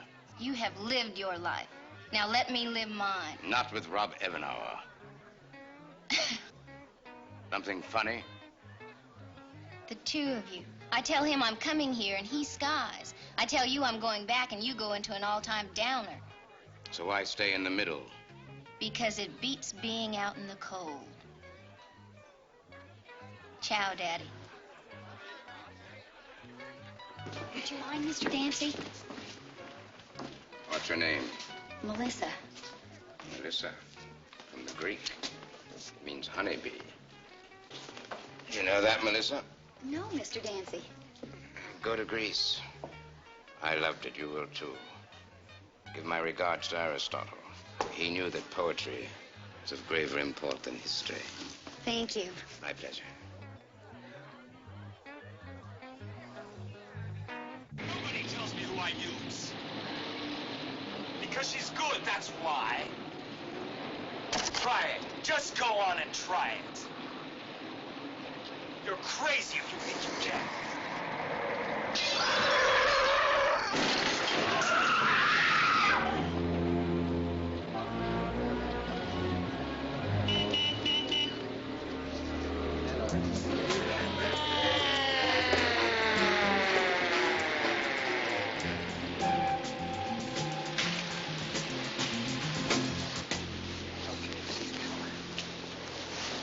Lieutenant? Hey, he got here fast. Wings of mercury. Yeah, that stuff can poison you. Is he dead? Not yet. What have you got, Briles? Well, his name is Rob Evanhour, painter. 28, single. An eyewitness said it looked like someone loaded him into a 45 and pulled the trigger the way he came out of that window. What do you got, Mike? Earring, I guess.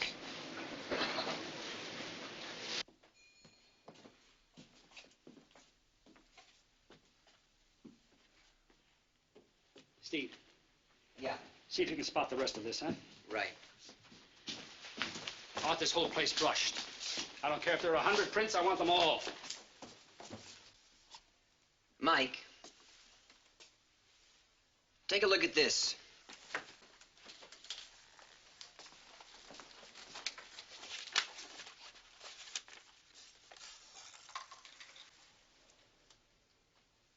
They're the same.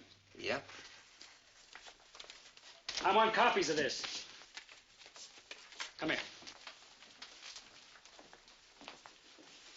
What do you think of that? That's assault with intent. Or murder number 2 if Evanhour doesn't make it. Sekulovich, come here.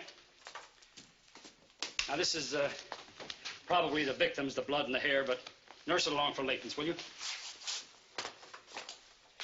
So where do you want to start? Earrings. Yeah. Maybe Omar will play with us. Could be. Good luck, fellas.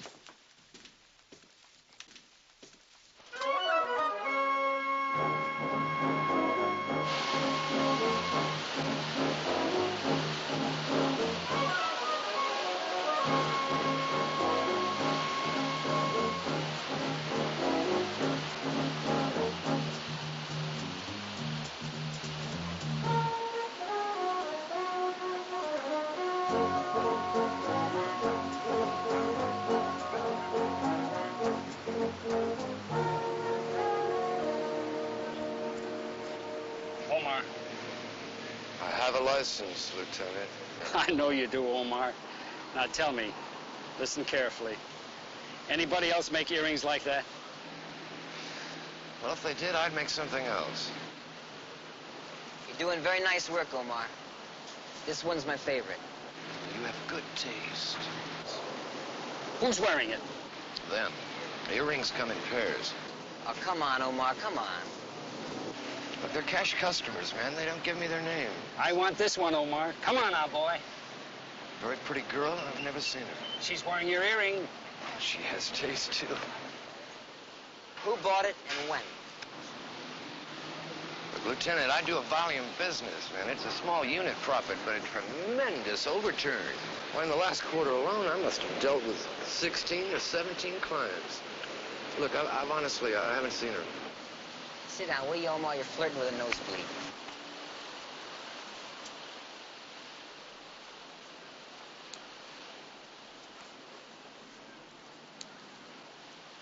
They're not going to go along with us. One might. Who's that? S01E18. If Evan Howard dies, it'll be the greatest contribution to art since the invention of the frame. S01E18, you're an impressionist. Oh, you like that, huh? All he can afford are mug shots. How about this? Evan Howard garbage. No, the model. Janaea. Last name. Oh, come on, Lieutenant. Think back. When did you ever bother to ask them their last names? She ever modeled for you? Just on that one. But not now, man. Now it's top dollar. From Evan Howard? Little hanky-panky there, maybe. You know, you could save us a lot of time making the grand tour of the model agencies. Okay, fellas. Just that I hate fingering someone who benched Mr. Rob Avenhauer. Paint yourself some crocodile tears. Dancy. Yale, Portland, Dancy? They were living under the same roof.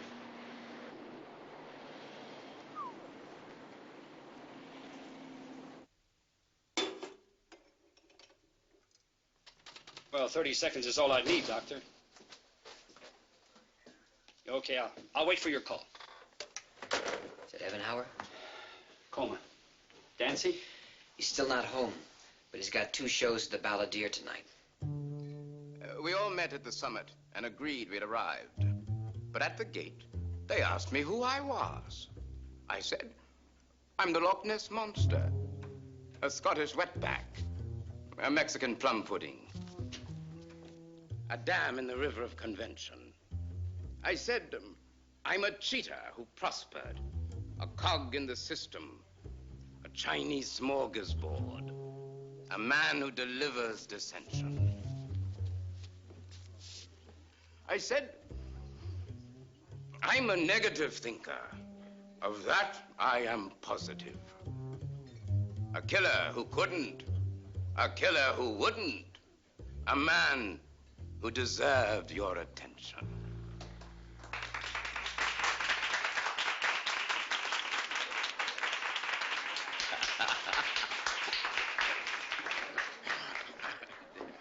Sorry, baby. I see you're back again, pretty.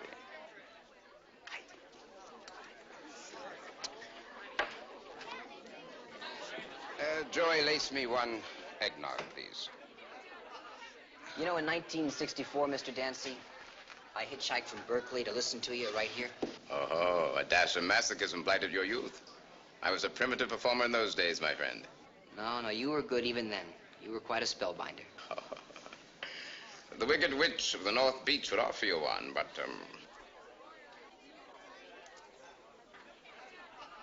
Lieutenant Stone, Inspector Keller. We're looking for Janaea, Mr. Dancy. What's a Janaea?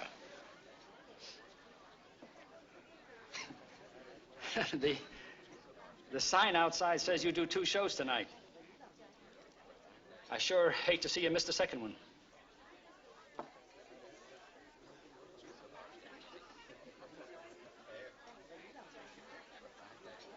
$1440 Fremont. 1440 Fremont. I thank you. My pleasure.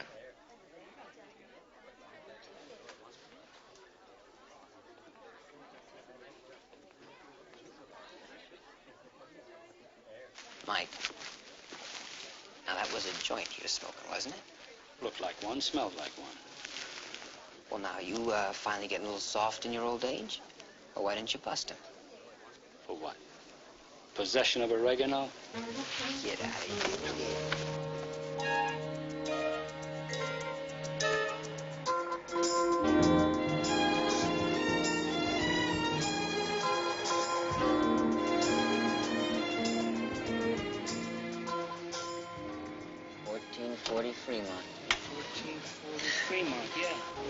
Chinese laundry. I see. It's a Chinese hand laundry. It's like the oregano. It's a put-on. We've been had. I know we've been had, but why?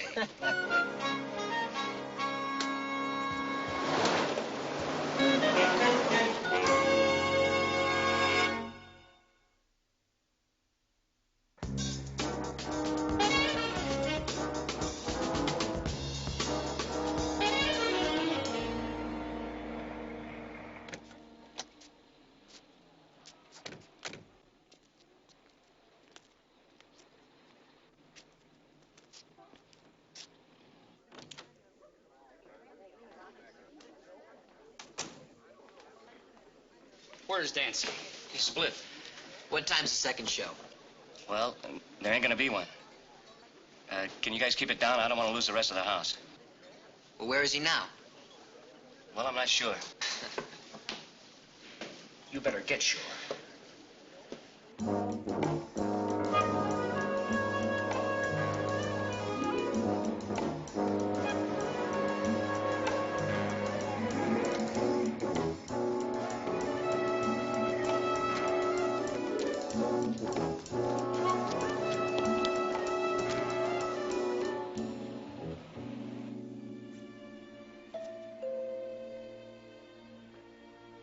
Come in, Lieutenant Stone, Inspector Keller.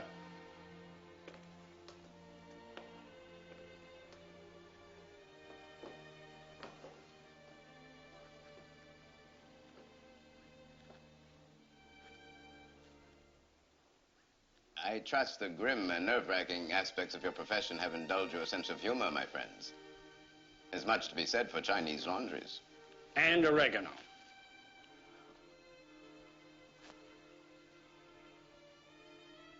The Van Gogh's upside down. I spend a good deal of time on my head.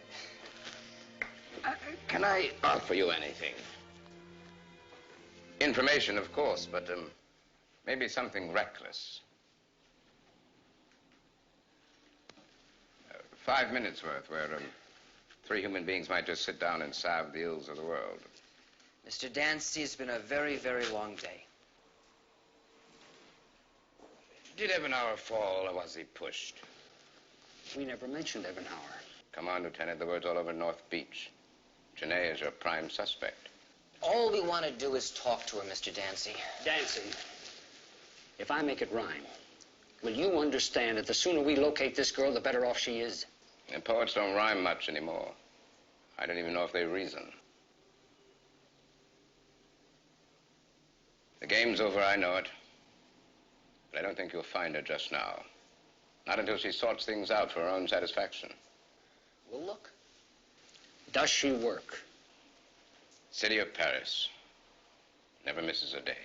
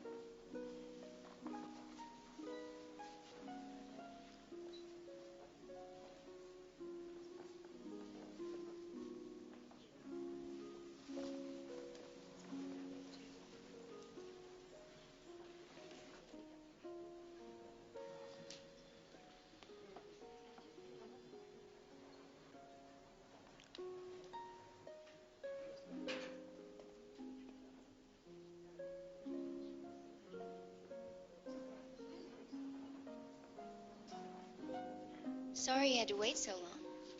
Police, right? Yeah. Jungle Grapevine. It's the first time in ages we had to show the entire collection. I hope you weren't bored. No, not at all. You see, well, actually, this is the first time I've ever been to one of these. Really? See anything you liked? Leading and tasteless. No wonder models have the wrong kind of reputation. That's all right. Did you have to go to school to learn this job? Profession. Paying a lot better than a graduate medical student makes his first few years. You're looking a lot better than any medical student I've ever seen. Thank you. And I don't even know your name. I'm Inspector Keller. Inspector what, Keller? Stephen. I like Stephen better.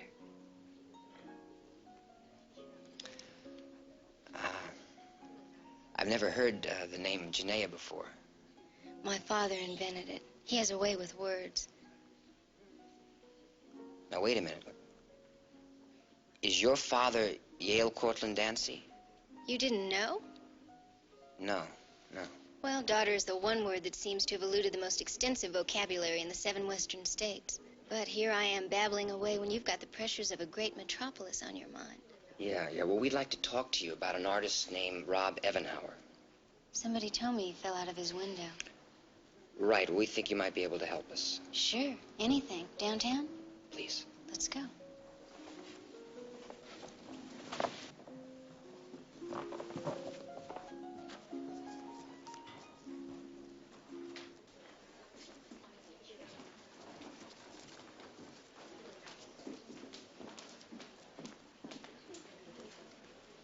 Oh, Steve, you rattle me. I'm strictly old tops and blue jeans. Give me a few minutes to render unto Paris what is Paris's. Go ahead. I'll meet you here. You better.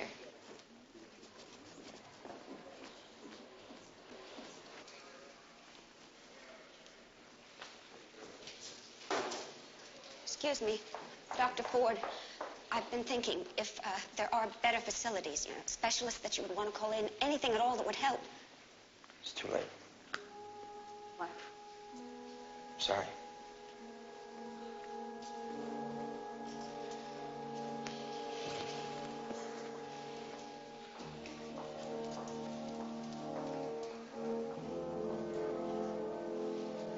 Hey, Joe. Joe, you have a patient named Rob Evenhauer. I just told the lady from the amount of blood that he lost, a skull fracture, internal hemorrhaging. He's dead? Yeah. Excuse me, Mike.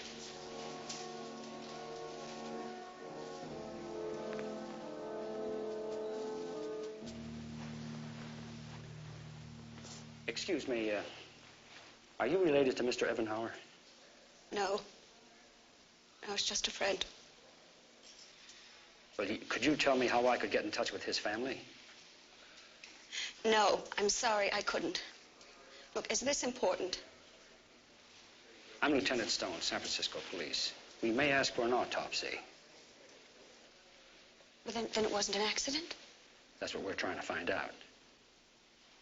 Joe, excuse me.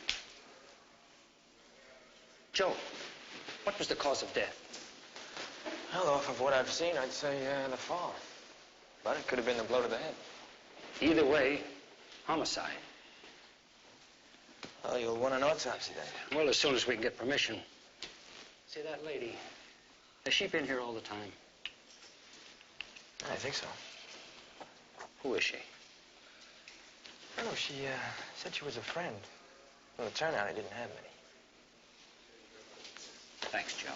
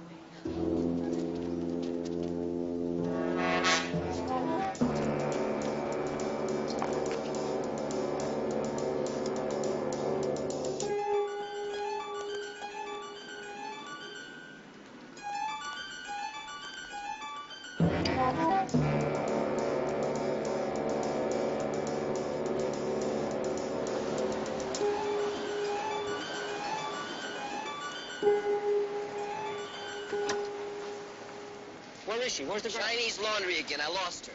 Oh, how? She psyched me out. Oh, She made psyched such you a out. number on me, you're not going to believe. We'll find her, Mike. She's only an assault suspect. You're wrong. Evan Howard just died. We're in the murder. Well, I got something. Her last name's Dancy. Janea Dancy? Right. Ingenuity runs in that family. Well, let's see if she can outwit an APB. Come on.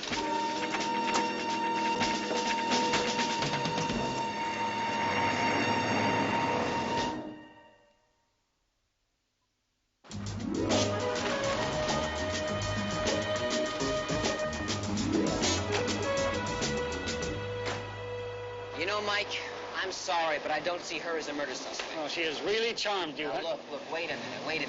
Evan Howard was a hot-headed, lousy artist, right? Owed a lot of people money. Big in the ladies' department, a brawler when he drank. I'm telling you, half the telephone directory was out to get him. Motive? Crime of passion. Somebody lost their cool and ran that plaster abstract right through Evan Howard's skull. Somebody, but not Janea Dancy, huh? Oh, Mike, let's just say, all right, that I'm taking a chapter out of your book. You call it hunch, instinct, anything you want, but I don't think she did it. Okay, buddy boy. Let's say it was somebody else. I still want to know why she ran. Yeah.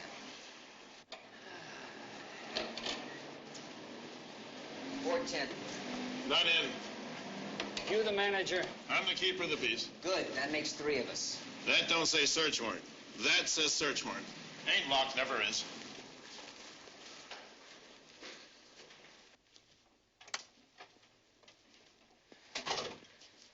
Sea of Tranquility. She ran, but not here.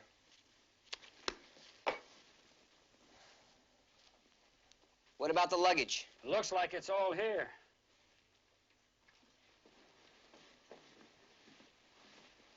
Look for the earring.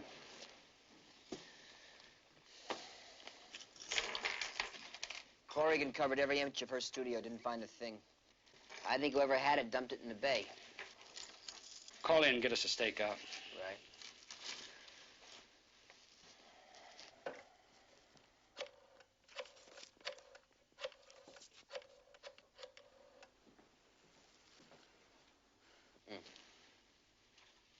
Hi, this is Killers. I'll see you in there, please.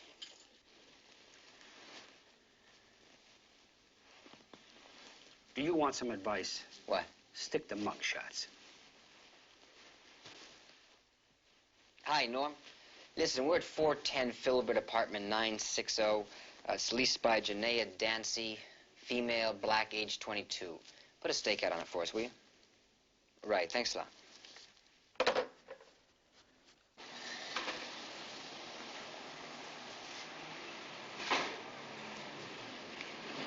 What? Now, that car wasn't there before. Read the license. C-A-S-S-E-Y. Mm-hmm. Cassie. Was that something important? I don't know. Come on, let's find Dancy.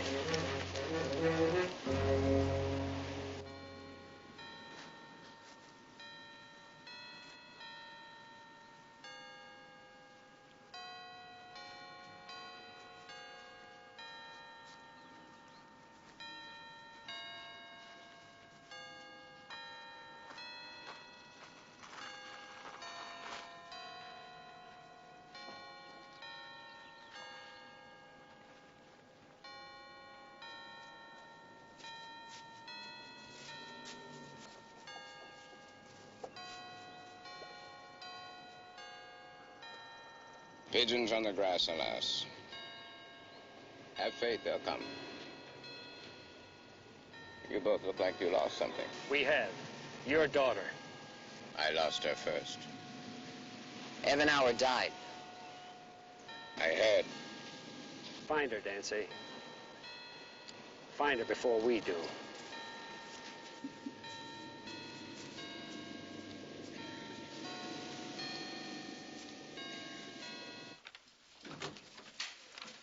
The hours you keep in all those bad neighborhoods. I worry about you. What'd you get on that stakeout? Last report, no sign of the lady. You got a Rembrandt Van Savenu in the outer lobby. We're supposed to be here at 2 o'clock. It's 3 now. Tell him he's late and send him in.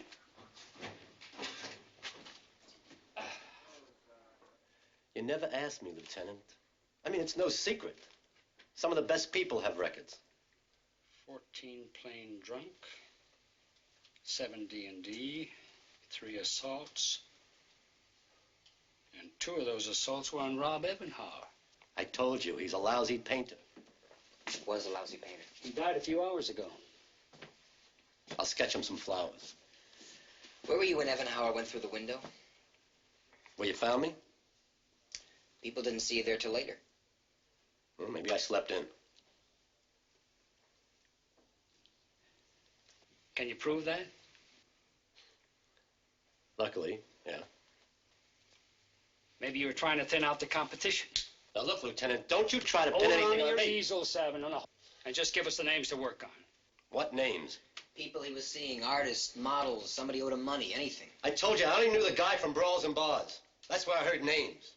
You know, conquests. He was the type who put a notch in his easel every time he scored. Names. Irene, Vicky, Janaea, Lois, Cassandra, Michael. That was a girl named Michael. I don't know, man. That's all I know. That's all. Thank you, Savin. Stay in town and please, now, don't drip any paint on our sidewalks.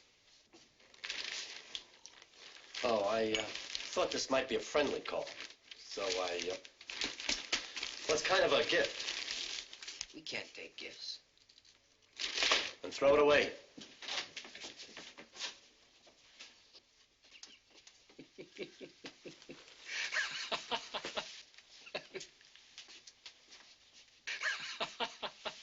How did you know I wanted to see you? I'm the 7th son of the 7th daughter. Surveillance on Dancy says he's still moving. Okay, we're ready. I love it. Yeah, you laugh. In New Guinea, a pig is sacred. I'm retiring to New Guinea. Well, before you retire, will you please check this through?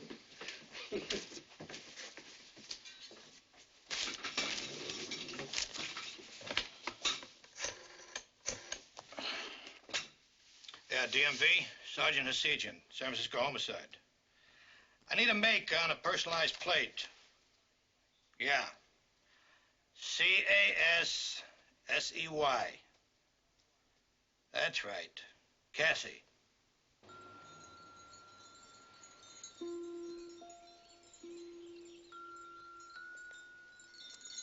Whenever I gave your mother a hard time, I always found her here. I remember.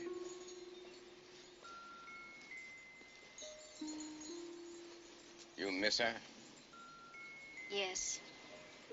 But I'm glad she's not here to see me now. Poor Mama. I had no right to either of you. Agreed.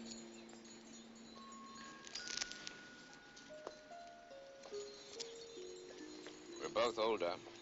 We're both wiser. You want me to forgive you for ignoring me? All we have is each other. What's the matter, Yale? Getting old? Getting lonely? Afraid there'll be grandchildren you won't even know about? If my reasons for wanting you back are selfish, and I suppose they are, all I can do is apologize and promise amends. Sorry, Daddy. No sale. Janaea, Rob Ebenhauer died. Oh, no. The law's been coming onto me like you did it. What do you think?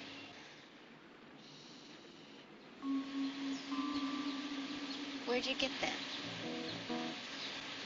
Your daughter asked you a question, Dancy.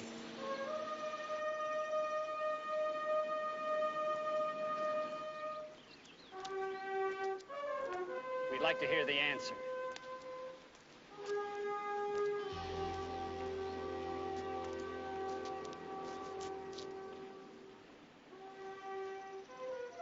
I saw it in Ebenhauer's studio. Just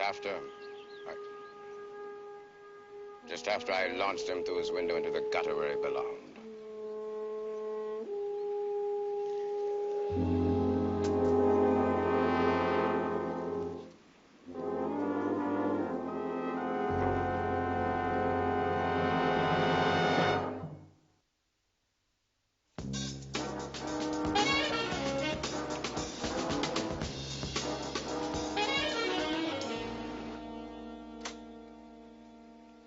right, Mr. Dancy. You've waived your right to an attorney.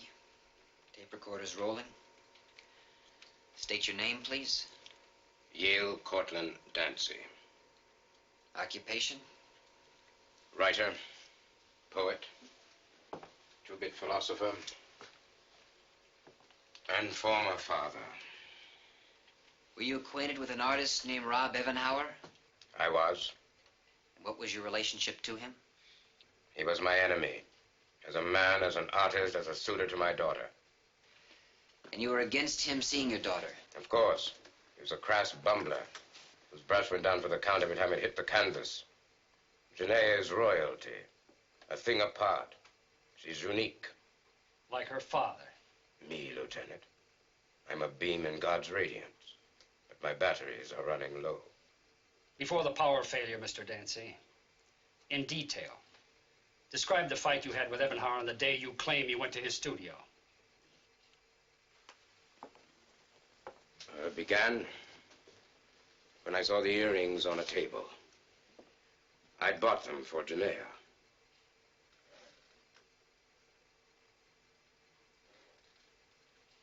When he denied that Janaea had been there, I picked them up and I was waving them at him. My proof that he was lying. His hand reached out after I hit him. Clutching, he must have grabbed one. You're lying. No, I'm not. You took all the pieces, put them together, and trumped up this story just to protect Janaea because you know she sent him through that window. That's the lie. Why, you're an intelligent man, but you confess without a lawyer? Because I intend to defend myself. Against what? I'm not holding you. Get his daughter. All right. All right, I'll tell you.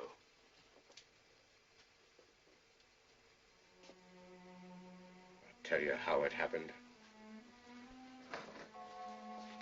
Why it happened.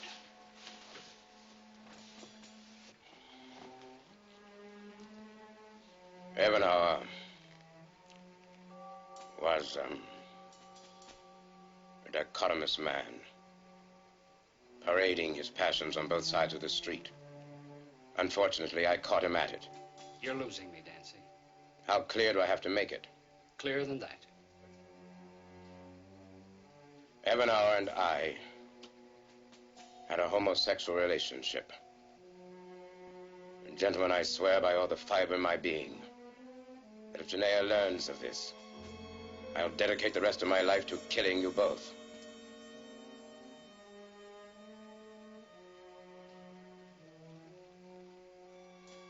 What about the earring?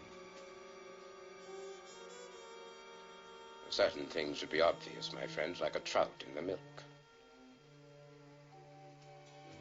The earring, Mr. Dancy. I gave them to him. And gentlemen, my shame is not because of my relationship. It's because of my deceit in concealing it.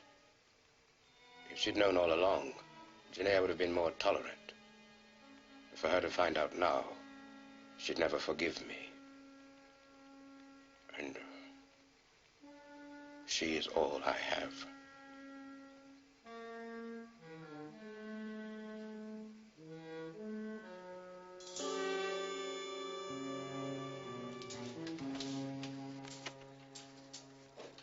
Art. Look.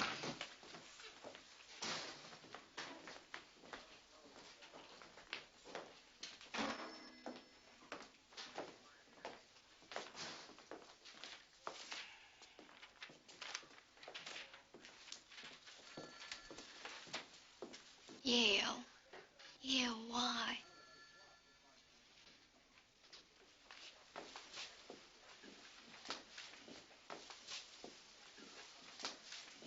Oh, Daddy. Janaea, it wasn't something he planned. We're sure of that.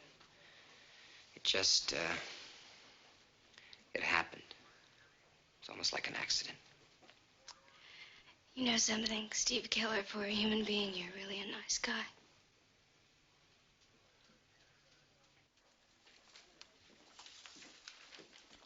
What did you get on that Cassie plate? Cassie for Cassandra. Cassandra for Cassandra Lauritsen. Cassandra Lauritsen for... Mr. Harold Lauritsen? That's the one. The judge's wife. Why the courthouse? Because I called the home and the maid said Mrs. Lauritzen was with the judge. Now, wait a minute. Wait just a minute. Do we not already have a confessed killer? I pulled the file on Yale Dancy while they were booking him. 38 bookings on D&D.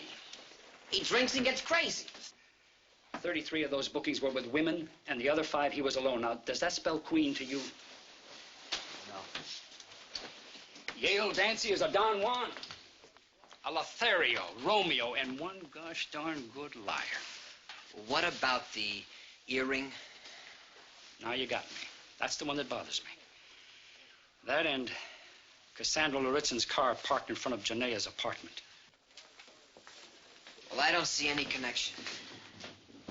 You never met Judge Lauritzen's child bride, eh? Nope. Well, she's a very plain lady, married to a guy old enough to be her grandfather.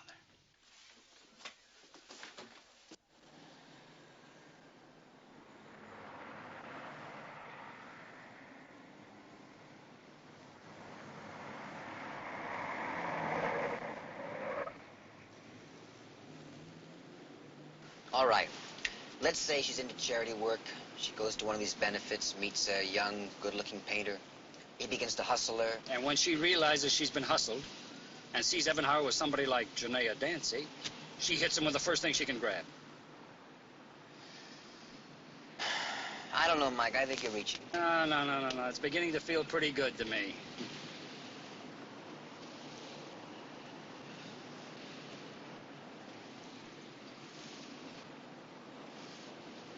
There's a lady with something on her mind.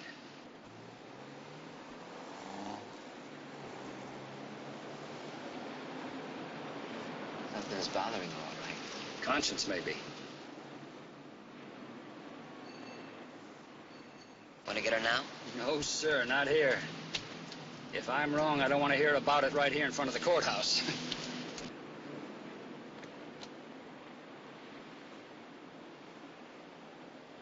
Okay.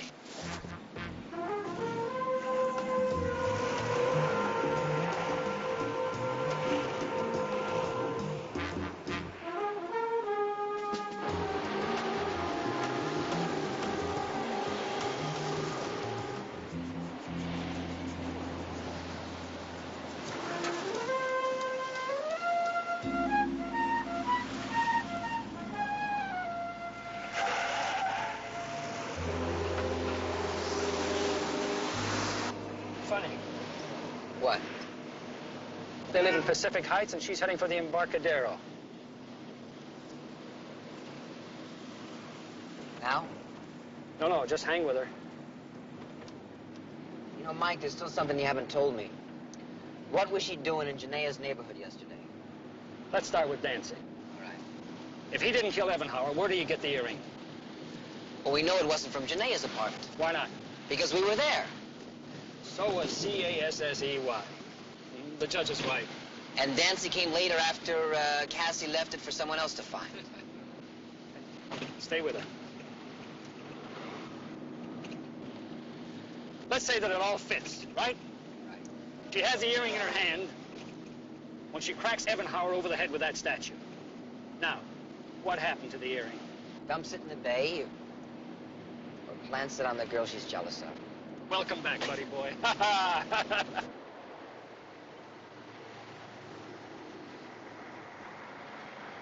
Ferry building.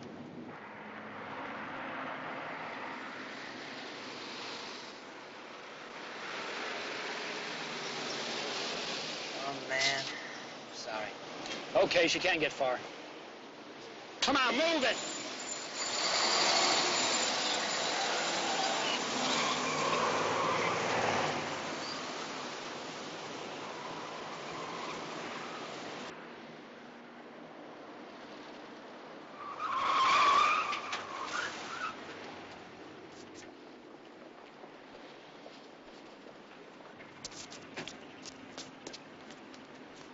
Hey, hold it!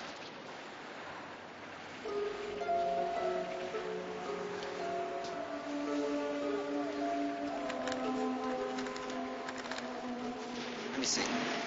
I can't excuse what I did, and neither, but he blackmailed me. Forgive me. Mike, she's going in the bay.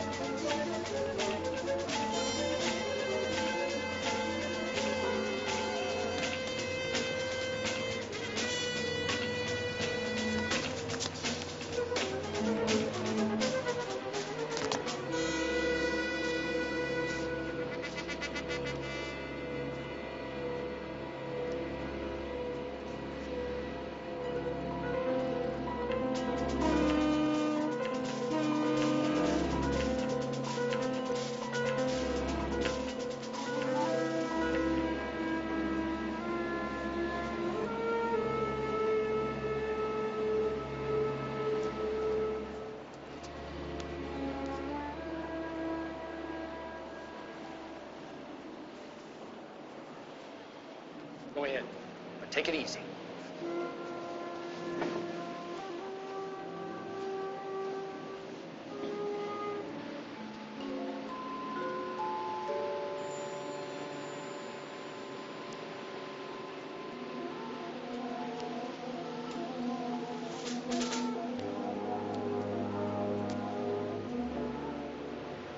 Cassandra Laritza.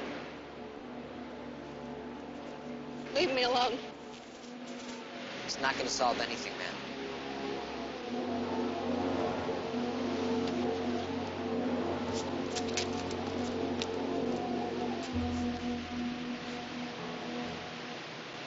Now maybe you ought to let your husband know about this instead of judging yourself.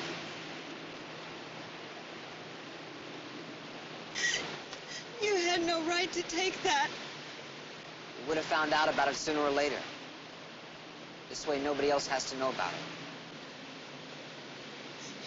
You can't bury what I did. What I am.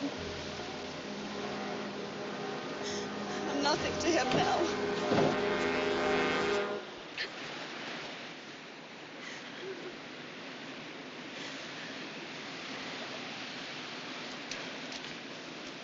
We met at the hospital, remember?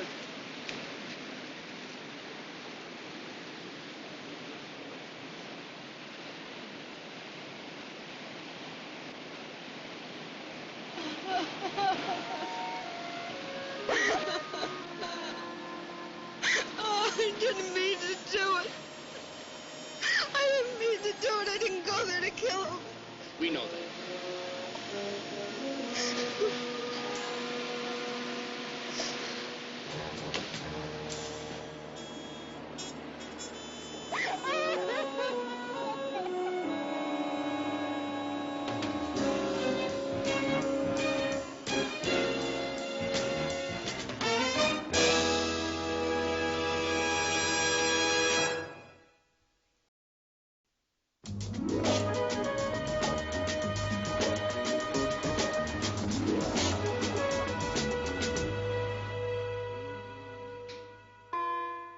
Hi-ho, the merry-o, the charmer's in the cell.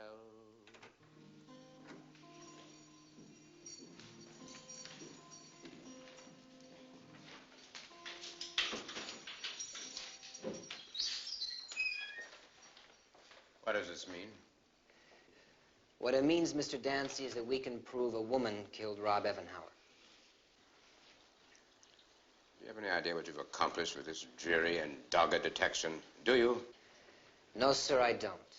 Well, you stripped me of the one decent thing I could do for my daughter. You've erased the noble gesture, nullified the act. You put her in here, and so help me. Okay, Dancy, you didn't do it. She didn't do it. Go home. You hackneyed old ham. You phony, you flagrant fraud. I cried my eyes out thinking you'd be spending the rest of your life behind bars. Now I find out you'll only be leaning on them. Hold on. Have a little respect. After all, I'm a published poet. I'm a man of letters.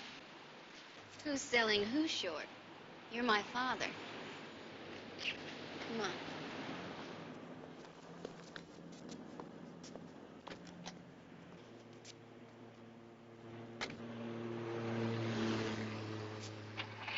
They deserve each other. Oh, come on, they love each other. Yeah. It's obvious, like... What was that line he said? A trout in the milk. Beautiful. Really beautiful. You like that line, huh? Yeah.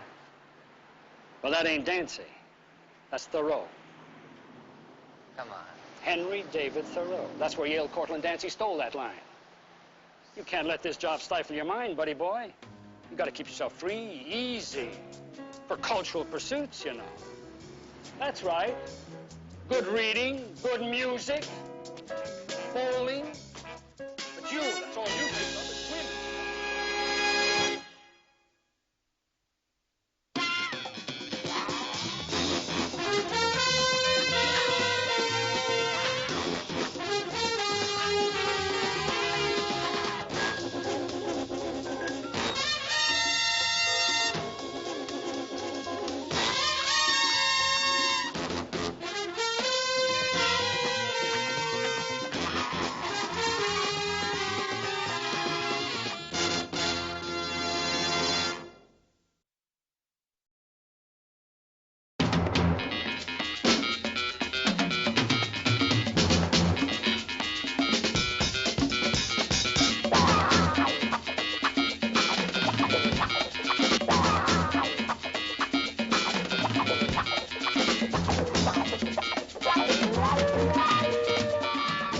Of San Francisco, a Quinn Martin production.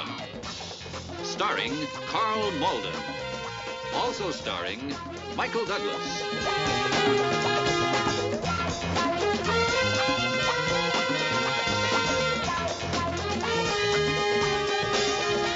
With guest stars Nehemiah Persoff, Scott Marlowe, Michael Glazer, Donna Bacalla, Michael Margutta.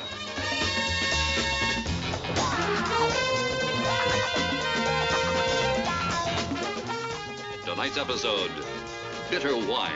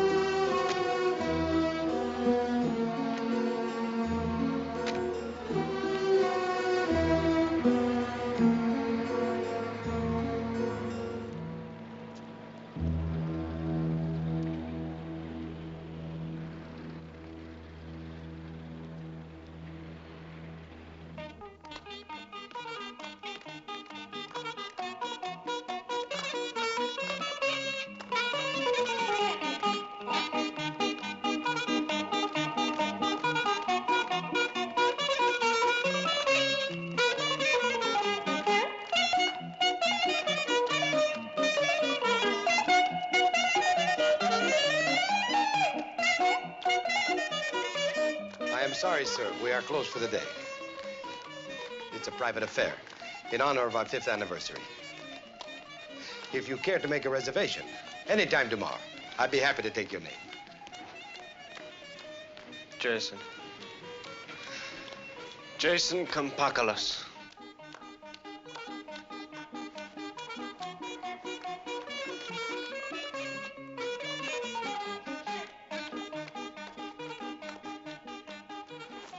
Say, the mortgage on that wine country of yours up north? Oh, come on, Mark. There's no way. I mean, I could never do that. I mean, old man would never let me do that. Look, let me have a new note on this place, huh? Sorry, Dimitri. Charity's not my bag. Sir, what is it? What do you want? There is a gentleman over there. He says he is Jason Kompakalis.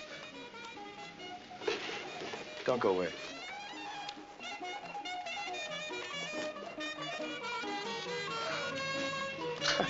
Hey, come on. You son of a gun. Let me look at you. Oh, it's good to see you. Good to see you, Jason. I didn't know you were coming. Well, you've had the date for 12 years. Hey, come on, Jace. Are you that bitter? No. He looks great.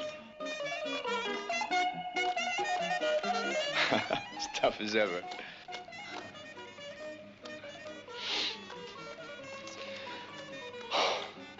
It really came true. Yeah, pretty much. Hey, look, kid. The old man didn't know you were swinging by, so maybe you better come back later, see him, huh? I mean, this is an important party, you know. It's kind of to oil the water party. You know what I mean? No. I'm sorry, kid, of course not. You couldn't know. What I mean is, everything looks great, but we're a little shaky. We need some hot bread to keep the wine flowing. You in trouble? Yeah, but hey, don't mention this to Pop at all. But we are in trouble. We're gonna be in big trouble, especially if this guy gets away. Listen, here's the keys to my car. It's a white Jag. It's out in the parking lot. The address is on the registration. You just go up to my place, you make yourself at home, and I'll see you later. We'll get caught up, okay? Dimitri, does Papa know about me? Did you tell him? Kid, come on. I can't lose this guy.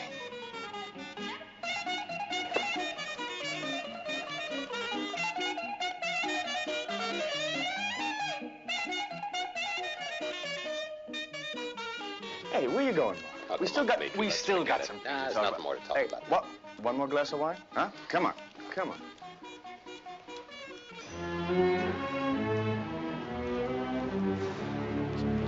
Hey, get away from there. Hey, look, it's my brother's car. Yeah, sure.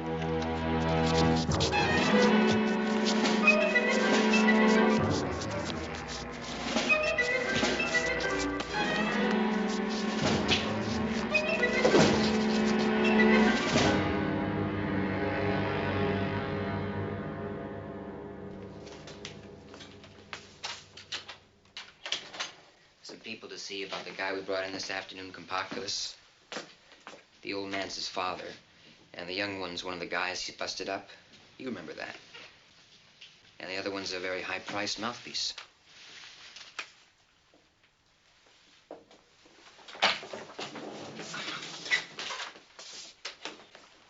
Mr. Sloan. How do you do, Lieutenant? This is Mr. Kompakalis, Cadmus Kompakalis. I'm afraid there's been a misunderstanding. And I think this young fellow can clear it up best. This is Paul Croft, one of the attendants at Mr. Kompakalis' restaurant. I remember. Go ahead, Paul. Well, yeah. It was like he just said, a misunderstanding. Like I thought he was stealing my boss's car, but he wasn't. He was just acting in self-defense. Hold it a minute. Sloan, what's going on?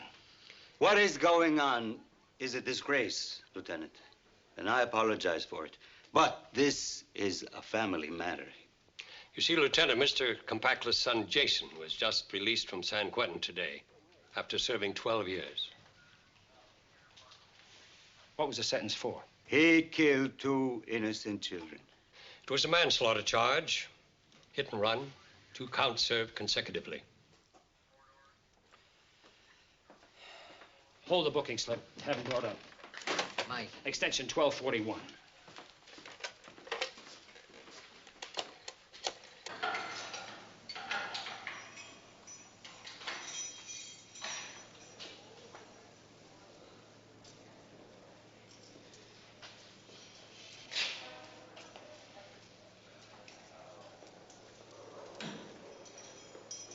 Okay, Bob, thanks a lot. Good night. Olson's gone home, but the report's on his desk. Now, Mike, I know what you're thinking, but is Olson gonna buy it? I don't know. Maybe you have to be a slob like me to understand. or a Greek. But if the old man says it's a family matter, the old man will handle it.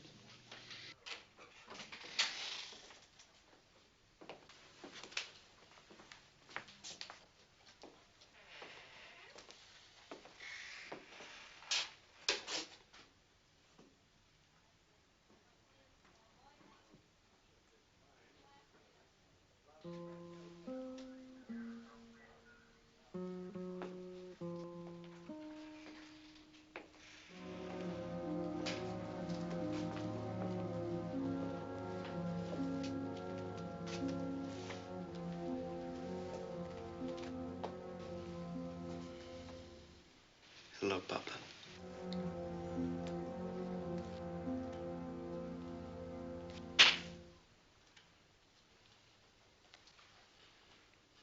I told this man that if he sets you free, I will deal with you. I want you both to know how.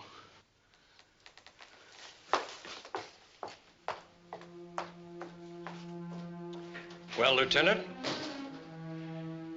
I'll talk to the desk sergeant. You're free to go. Thank you, Lieutenant.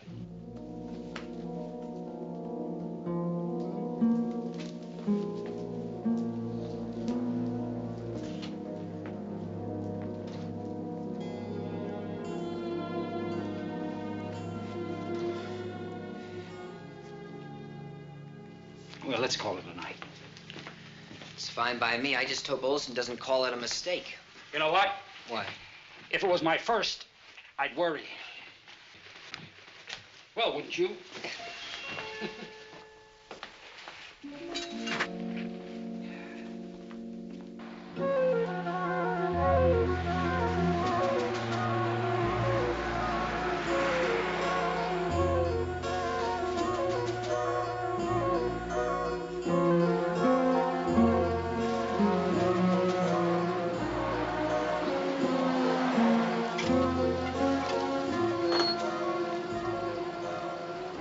Thanks.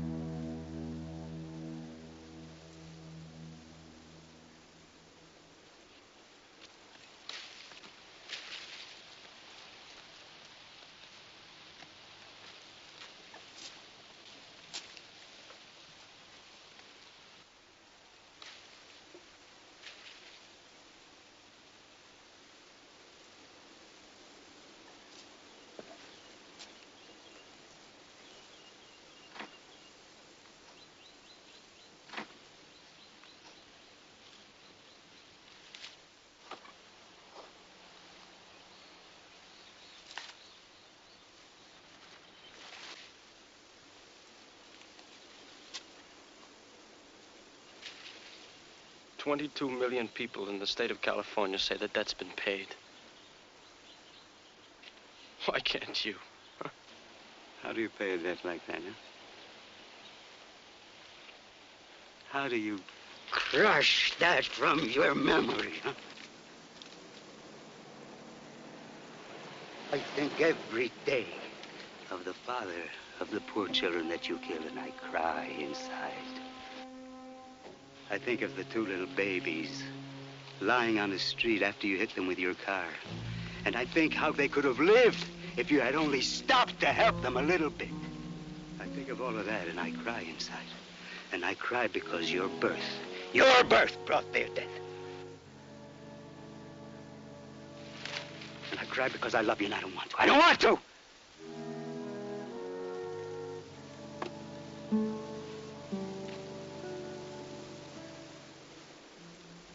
Brought me only misery. Dmitri, he made this happen. He made the dream happen. He worked, he struggled, he succeeded. And all this, as you see here, he made it. Dmitri! Papa, go on inside. It's too hot out now. No, I have work to do. If you don't let me work, hold it in my hand. You take it from me. Come on, later, Papa, when it's cooler. All right, you know best, my son. I leave you with your brother. Perhaps you can give him what I can.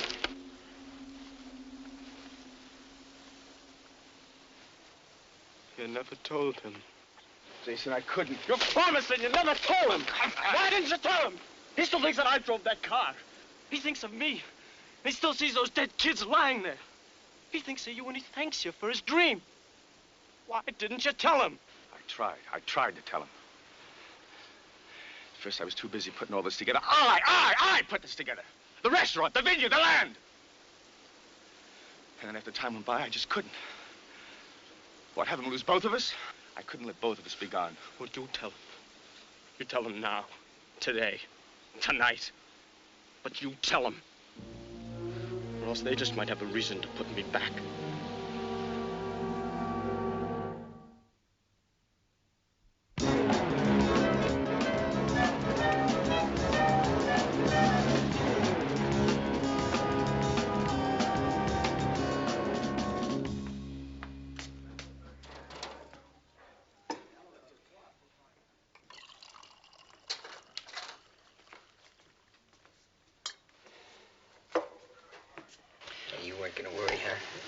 Don't pour too much.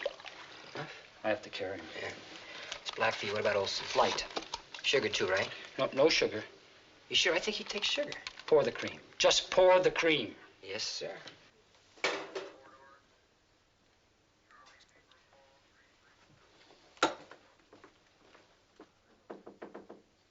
It's open.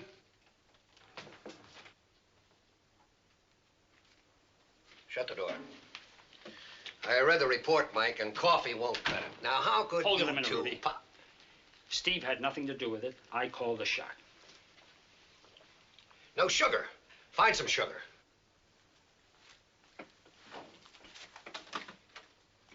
Sugar? Since when? What I've got to say to you, you don't want him to hear. All right, now, Rudy, before you get wound up. Before? Do you know how many heads you went over? Now, not just mine, Put Mike. my head on a plate and hand it to me, but don't make me book this kid again. You call a 30-year-old con a kid? Yeah, he went in when he was 18. Everything he knows about the real world stopped then. Yeah, I say that makes him a kid. And you know what else I say? I say that all our talk about rehabilitation is a lot of bunk. If we don't give them a fair shot and help them when they get out. Like that shot he gave you, huh? Should have known better. So you made a moral choice. You got a hide like an alligator and a heart like a marshmallow. Okay. Are you with me on it? You, maybe. But this guy, only on a very short leash.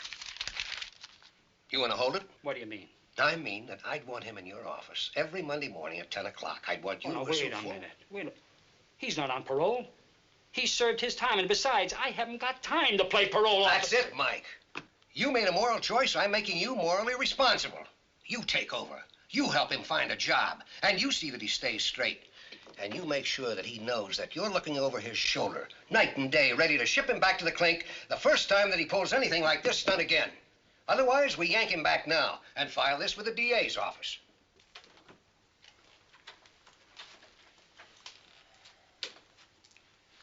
Coffee now? I don't know how much. I put in 3 lumps. Perfect. Thanks.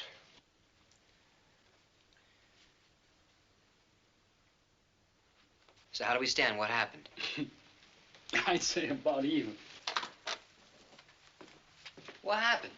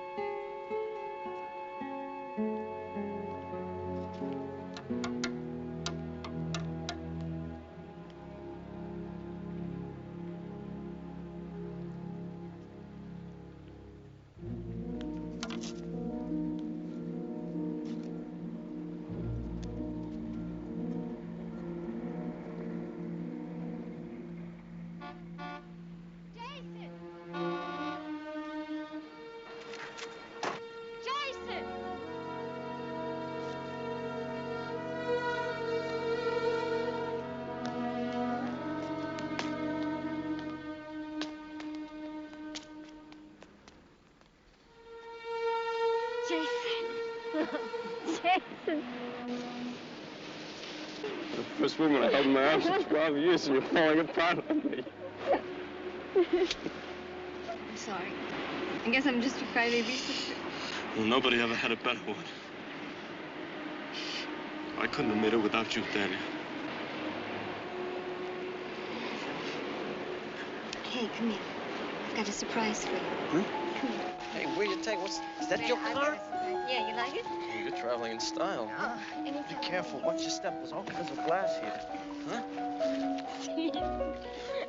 Easy now, easy. Yeah, I'll give you. Yeah. Well. Thanos. Jason? Wow. You know, I actually counted the days, 4,382. But I never knew how long it was till this minute. I mean, this high. Both front teeth out.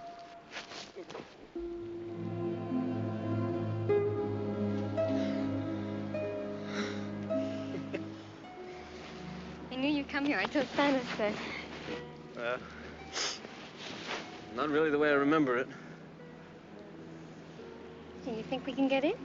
Oh, come on, Thal. There's nothing in there but old dust and peeled off paint and paper, that's all. Oh, no. There are happy times there. No, he's right. Real happy times start now. Come on. Let's go down to Delensky's. I'll buy us all breakfast. Delensky's? Diner down the hill. What's it called now? I don't know. Well, we'll pretend it's still Delensky's. I got the best breakfast in town. You sit in front, huh? It's a deal. You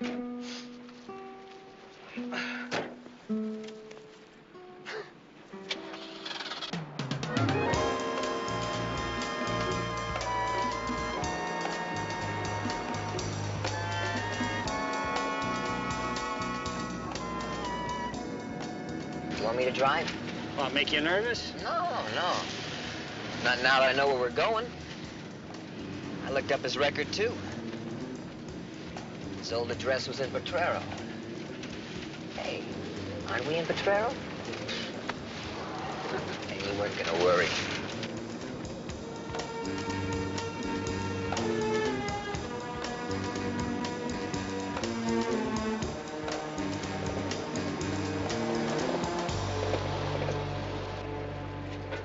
There it is, 2131.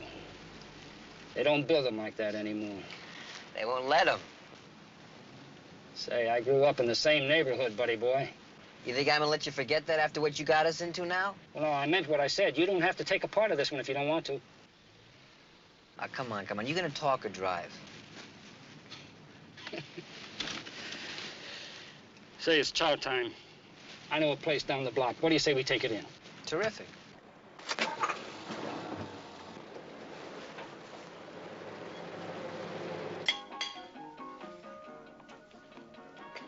Good.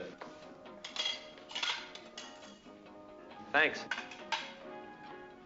Not as good as Delensky's. Papa used to bring us here Sundays after Mass. You remember that? Not really. Yeah, well, it was some feast. You used to spill your milk glass 9 times out of 10, right there, yeah. Right. Yeah, I always insisted on holding it one-handed. Stubborn. Listen, I gotta get down to the Taverna. You working? Painting the bathrooms. What? Painting the bathrooms. Papa said the bathrooms need to be painted. Dimitri said hire a painter. Papa said Thanos will do it. Well, you don't want to? Oh, come on, man. What do I really learn painting the bathrooms? Responsibility. I don't believe it. It really sounds like him, doesn't it? Responsibility. Don't make fun. I just mean that... I know what you mean. You mean he's an old-fashioned man with a lot of old-fashioned ideas. Well, he cares for you with those old-fashioned ideas. Perhaps more than anybody else will ever care for you. What about you, Jason? You still care about him after the way he's treated you? He's our papa. His blood runs in our veins. Makes us one, a family. Okay, well, maybe we'll talk about this sometime later, okay? Like after you've been around him for a while. Ciao. Wait a minute, we'll drive you. No, that's okay. I'll thumb it. Hey, let us. Man, you really are like him, you know that? Listen, Jason, I stopped spilling my milk a long time ago.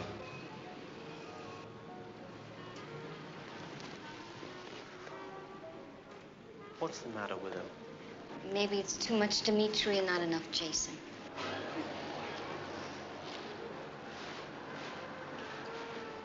Good morning. Well, I've heard a lot of rumors where I've been. Now I see they're all true. I'll tell you something else that's true. You can get out from under if you want to get out from under. You mean you really came in here for the food? Since a guy named Dolinsky left this place, the food's gone downhill. I came to talk to you.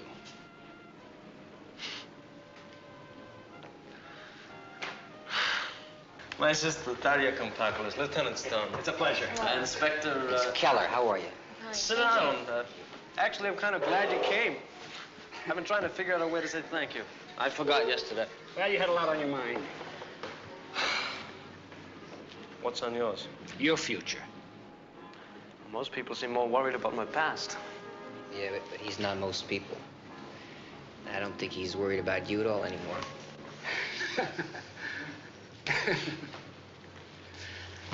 Nothing for me, thanks. All I'm asking for is a 90-day note. Oh, come on, man. I can't pay that kind of interest. I'll be in debt the rest of my life. Look, the vineyard is out, Mark. I told you that. I can't touch that as long as my old man's alive. That's a rotten joke, Mark.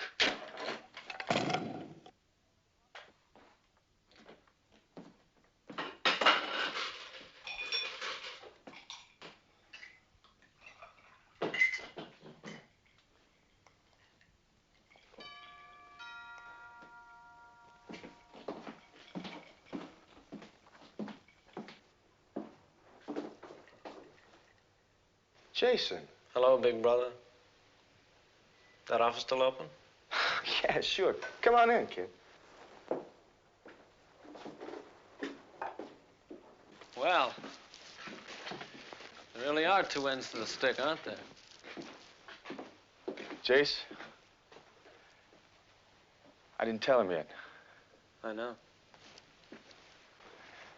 See, he was still pretty upset last night, you know, and I've been going crazy trying to find the money we need somehow. It's all right.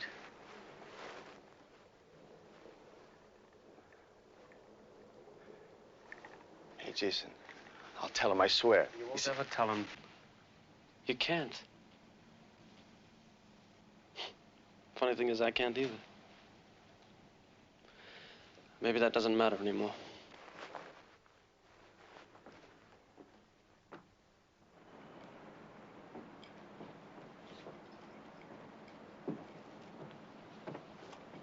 What matters is it really did work. I went down to the old neighborhood. The old house. It's two different worlds.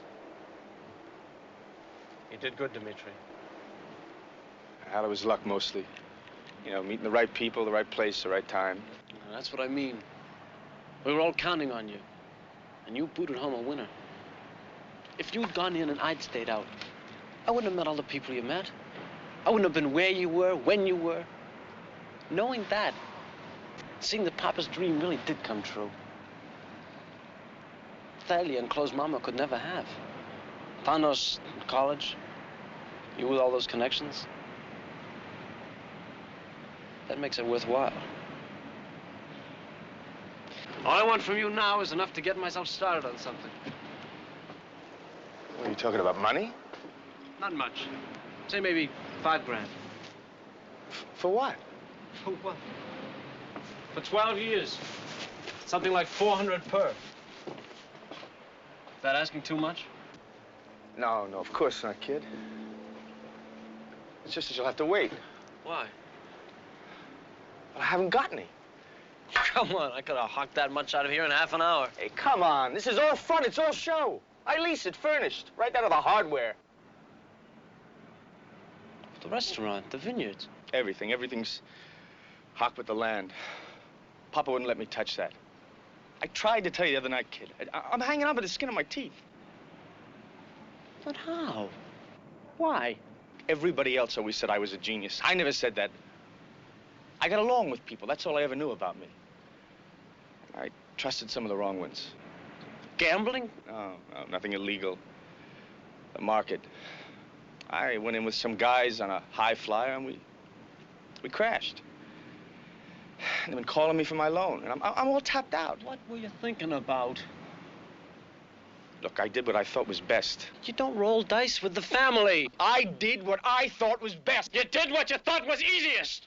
Like when you ran out after you hit those kids.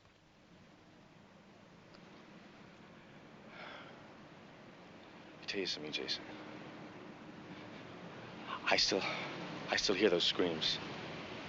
And I still see those kids. And you don't have to live with that. I do.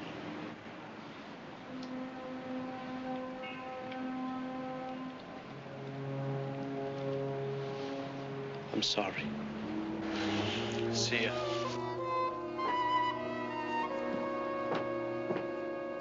Jason. Hey, you helped me once. You help me now? How can I? Give me a name. A name? Yeah, you met people in prison. Somebody who knows somebody who start a fire. You're crazy. No, wait a minute. See, the restaurant's insured. Now, wait a minute. It could bail us out. Come on, kid. I don't know any other way. Maybe there isn't any other way. Maybe it can't be easy this time.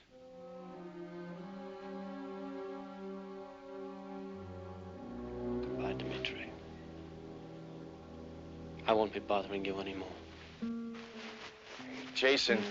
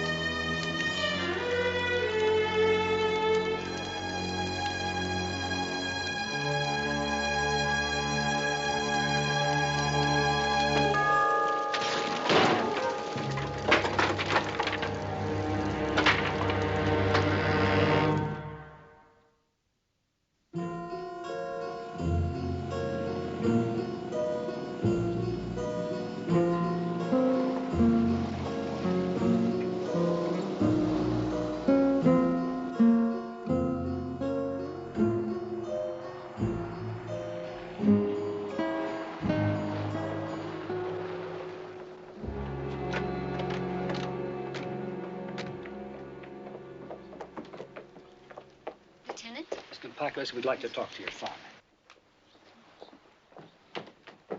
Mr. Compactless, we need to talk to you about the fire. We seem to meet in the hours of my greatest grief. I'm sorry for that. I'm sorry about that, too. I hope you don't mind a few questions. Well, you have your work to do. It's honest work. This is my eldest son, Dimitri. How do you do? Lieutenant. Inspector Keller. Hello. What are the police doing here investigating a fire? Because of a dead man. And I understand that he was a very close friend of yours, sir. Yes. Yes. Nearly 50 years. From the islands yet. I'm sorry. And I'm sorry about some of the questions I have to ask you, sir, but, you see, the fire investigators feel that it might be a case of arson. And if that's true,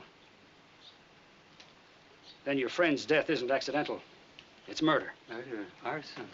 What makes anyone think that? It was mainly the burn pattern. The fire was so even, everything went up at once. You mean someone deliberately burned it down? Well, an accidental fire usually starts in one place and spreads. This one started in, at least 6 different places. Couldn't there be several reasons for that? Yeah, we checked them out.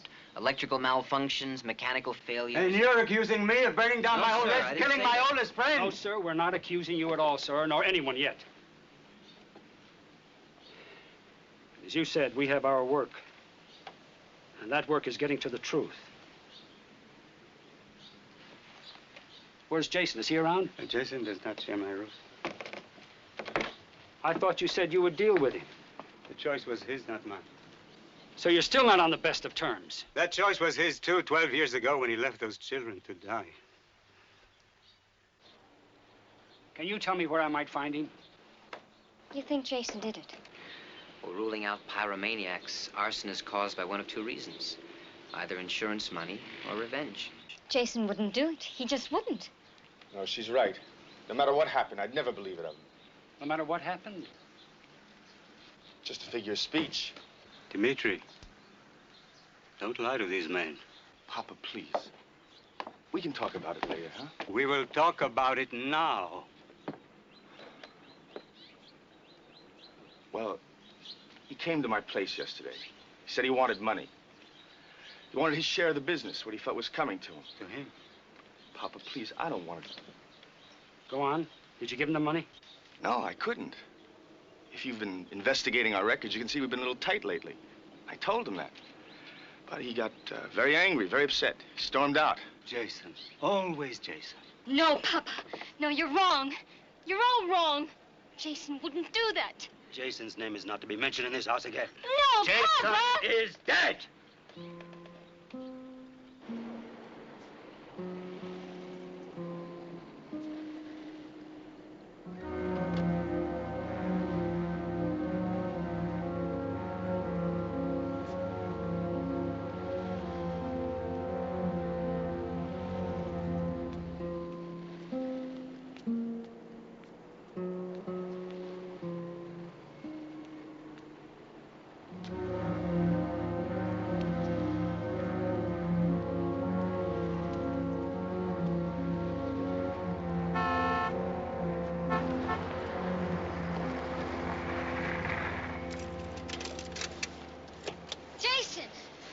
Hey, this is getting to be a habit, you picking me up. Get in the car. What is it? You don't even know about it, do you? Know about what? The restaurant burned down last night. The police think you did it, and so does Papa. Was it because of something Dimitri said? He said we went to him yesterday for some money, and then when you left, you were angry. You stayed there last night in that awful house. I'll tell them you were with me last night, okay? I mean, I'll do whatever you want me to do. I want you to go home, Thalia. What are you gonna do? Something I should have done 12 years ago. There. Go home, Thalia. Stay home. Jason!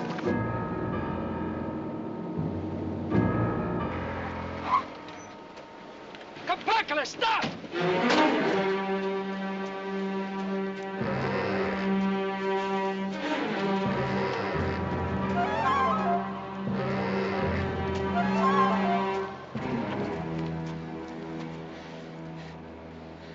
I'll go back to the car in case he doubles back. Keep after him.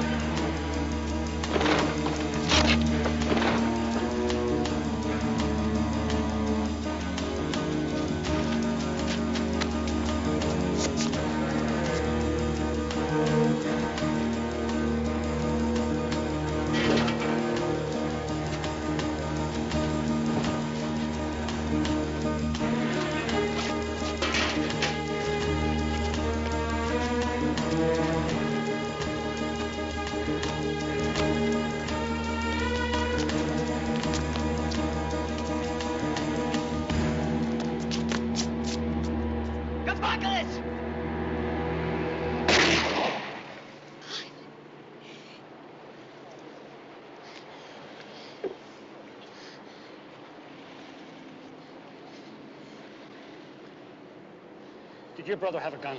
I don't know.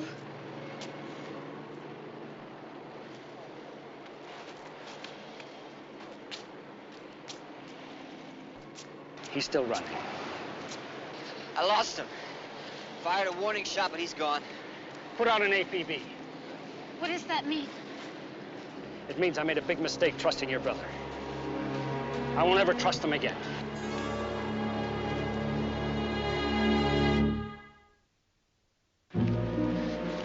Wait. there, we had a pretty good idea of where you were going. You think a lot more of him than the rest of the family, don't you? They don't know him like I do. I guess not. You were the only one who saw him after your mother died. How did you know that? Wasn't difficult. We got the reports from San Quentin. You saw him once a week without fail. Tell me something. Why only you and nobody else? I never believed he did it. Just like I don't believe he started that fire. That's not Jason. But you don't think he's capable of one moment of fear or panic? A moment, yes. But then he'd have turned around and gone back. But he said he did it. I know. You don't think Jason will double back here, do you? No. He said he had something to do. What? I don't know. He said it was something he should have done 12 years ago. How old were you the night of the accident? 12. Do you remember much about it? I'll never forget it. Was he frightened? No. But I thought you said he ran home and hid. No. I mean, he didn't run. He walked in, and he told my papa he had something to tell him. Then he told him everything that had happened. And how he was sorry. Then my father hit him. Do you know where your older brother was? Dimitri? Yes. No. He was out, though. How do you know? Because I remember when he came in. It was about an hour after Jason had come in. I never thought Dimitri could care about something so much. He was upset? He broke down when he heard what Jason had done. Jason had to calm him down. My mother had to call a doctor. Miss Compaklis, what car was Jason driving that night? The family car? No, it was Dimitri's. He had just gotten it. It was brand new, from graduating out of college. Well, why was he driving Dimitri's car? Was it an errand, a date, what? I don't know. I don't think anybody ever asked. Of course not. It was a family matter.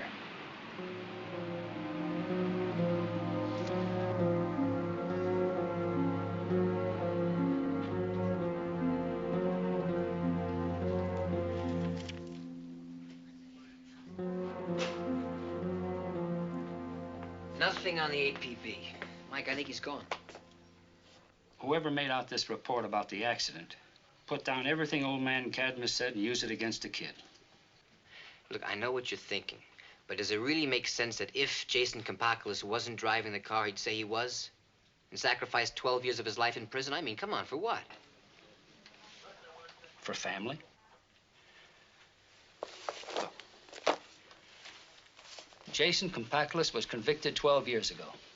The same year, Dimitri Compaklis graduated from Berkeley with a degree in business.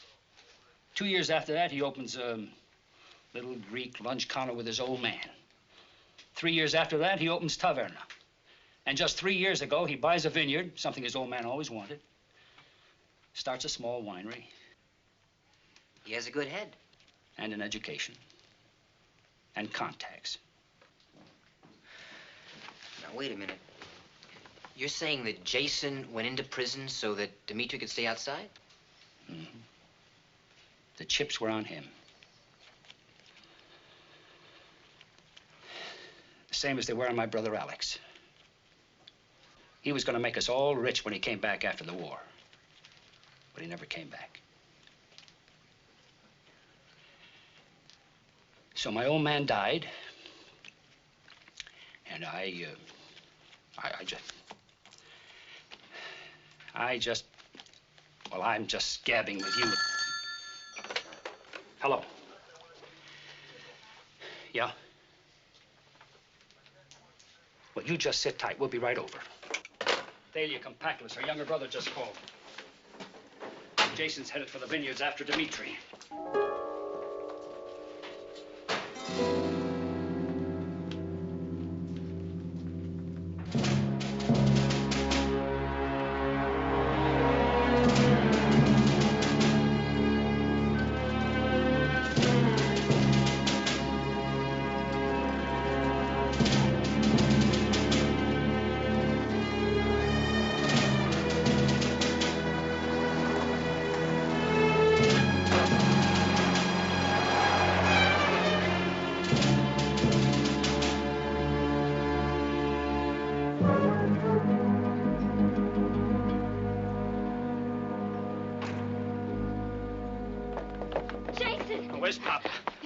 right. Dimitri, Look, what do you want to do? where is Dimitri? Please, Jason, we can talk about this. Oh, you go inside, and you stay with Papa. No, no, please, don't go, Jason!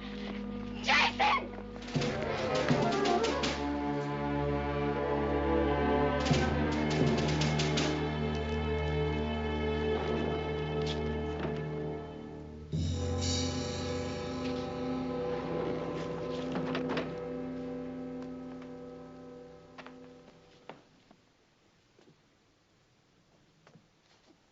Jason. Jason. Come on, I'll go to the police. I'll tell him everything, Jason. Come on, kid. I don't want to hurt you.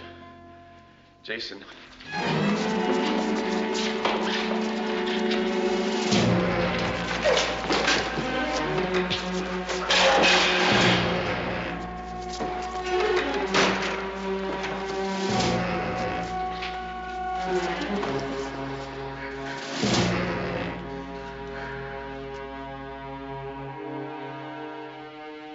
Papa, please don't! No! No!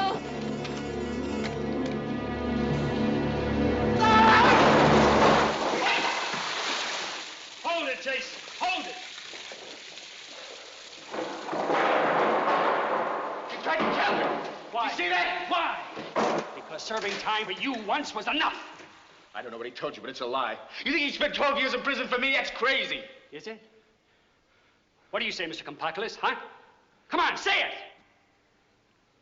Jason was always the strongest. You were always the strongest. And you were the weakest. Yes. From the day you were born, I had to work with you and help you and be with you all the time. I was so proud. I thought you were better than I thought you would be. I was so proud of you because you were the kind of son I always wanted. Don't beat him, Papa. Don't hit him, Papa. No. Love him. Love him. I love him.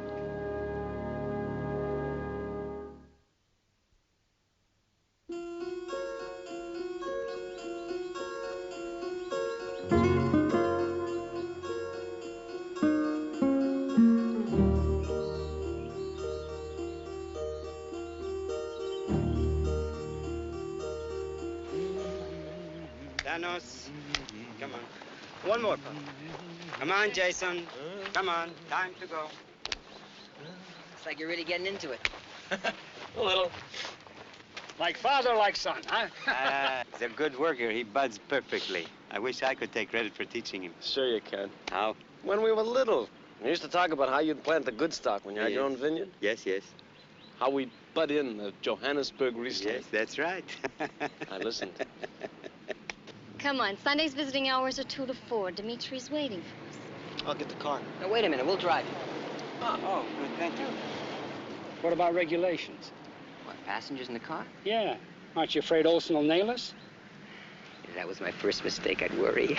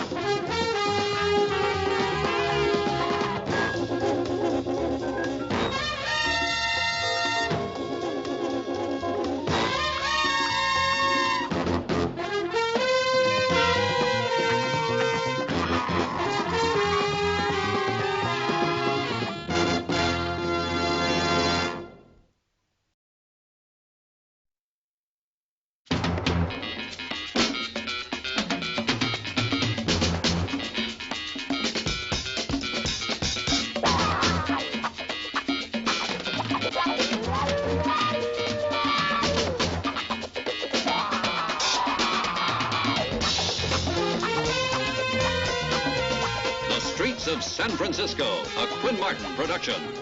Starring Karl Malden. Also starring Michael Douglas.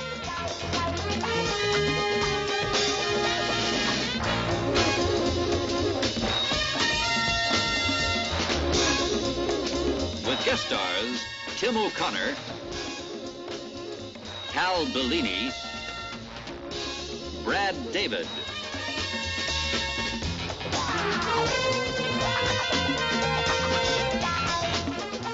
Tonight's episode, Trail of the Serpent.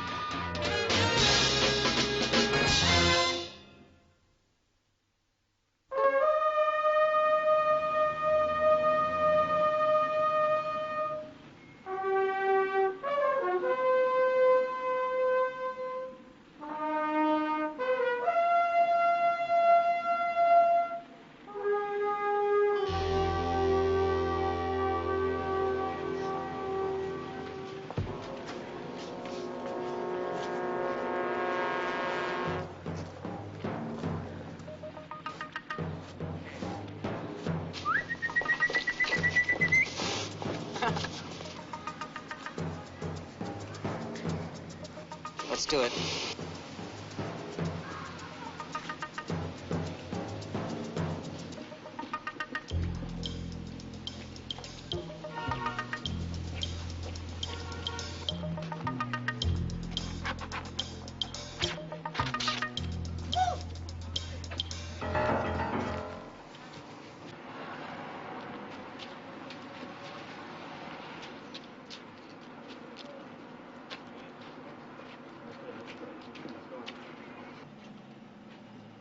All right, let's go.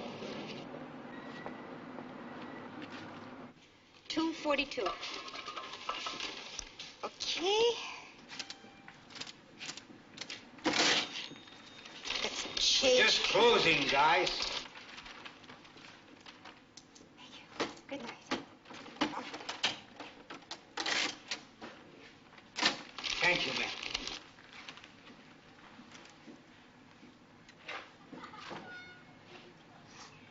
The register's closed, fellas. Want a couple of oranges, apples? It's Saturday.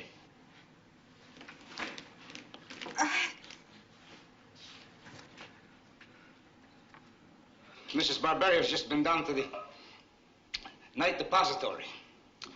Can't help you. George.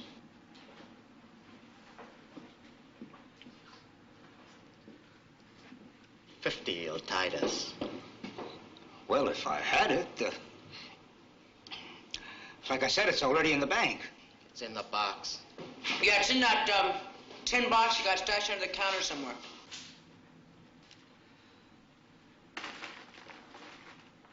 Will.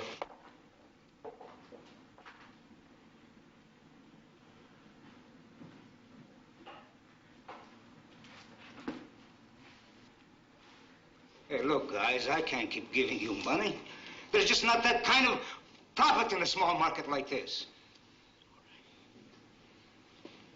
Rich?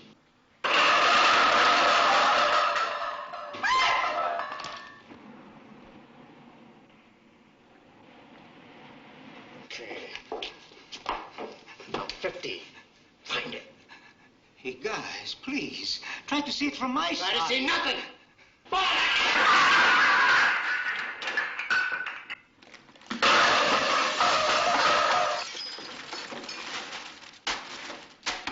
Come on, you guys come here every week. I give you $50, $60. Stop! Hey, guys, what are you... No! No, no, no! No! Shake! No! No! I'll give you the money. No! No!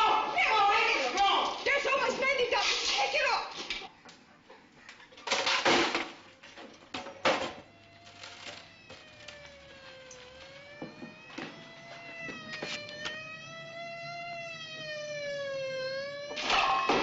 Buddy, feet. All right, split. Come on. Lead on. Let's go.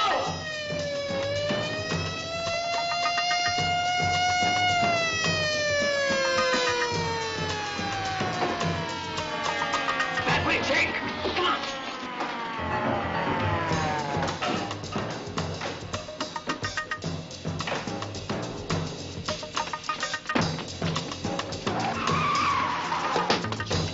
Open the door, George.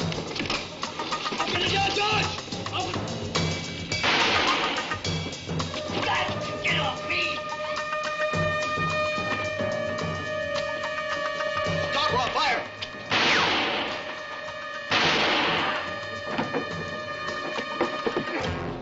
Angela, get an ambulance, quick!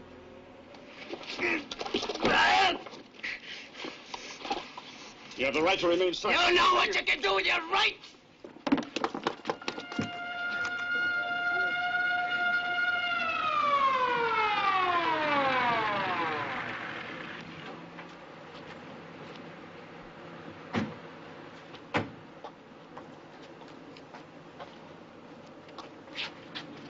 This guy cut down Seconis? Yeah, this is the punk. That's your word, man. Just your word. Your gun. People who own the store, they saw the whole thing, Lieutenant. Keep an eye on him. Go ahead. Inspector Keller, this is Lieutenant Stone. George Barbario. Angela. And that's the guy who killed your policeman. He was a leader. They called themselves the Cobras. I've heard about them, Mrs. Barbarian. Barbario. Could we do this inside, please? Sure.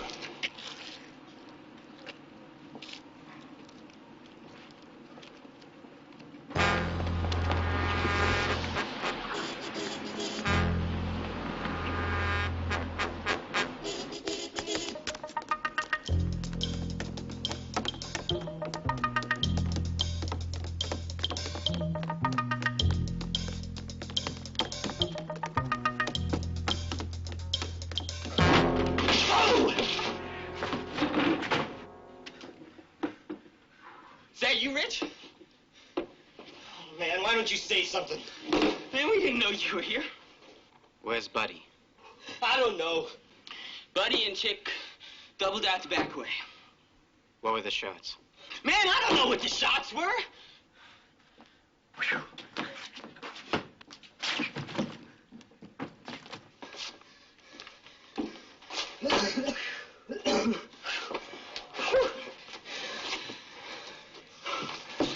Buddy catched a cop.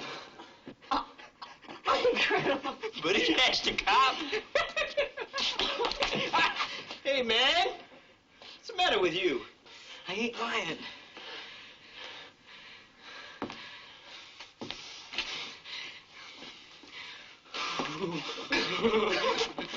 Man, this big fuzz. Grabbed a hold of my arm. Buddy chopped. Man, then they got Buddy.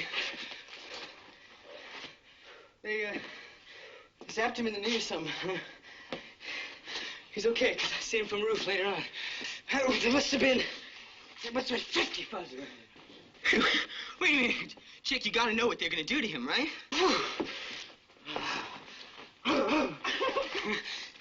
I mean, the Buddy didn't dump me, so I don't dump him.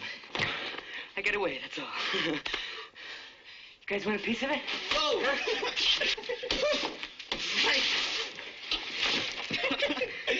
You don't?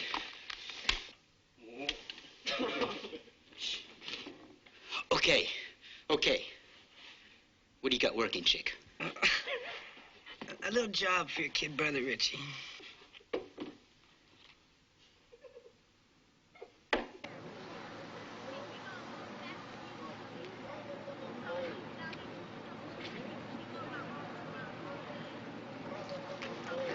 They're like a lot of the boys. The traditions are breaking down. They live on the street. I tried to help them at first. Maybe I was wrong. I give them groceries every now and then. Or a couple bucks. They took advantage. It just got out of hand. It happens, Mrs. Barbario. And I'm sorry about your store. Oh, the market we can put back together. But the dead policeman, sorry. Descriptions will help, though. We'll get the four. Really. Would you excuse us, please? Please. Sure. Fred.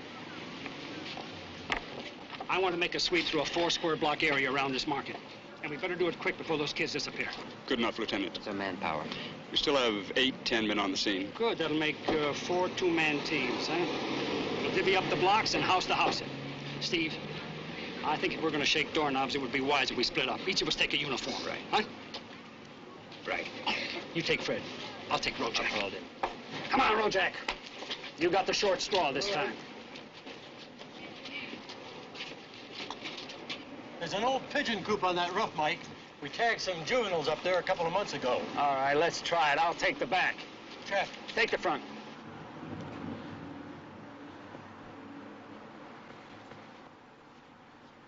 Hi. Hi. How are you?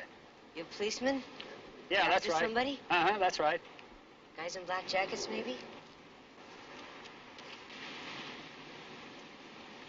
You see them? Black jackets with cobras on the back. Cobras? I don't know. They were running. Black jackets, yeah. How many? Where? 4. They went into a place way down there. You show me.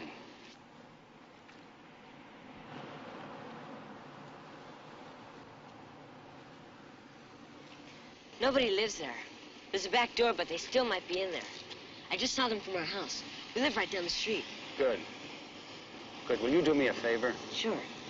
You know that building I was standing in front of? A policeman will be coming out of it soon. You tell him where I am, and then tell him to call in. Call in? That's right. Sure. Come on.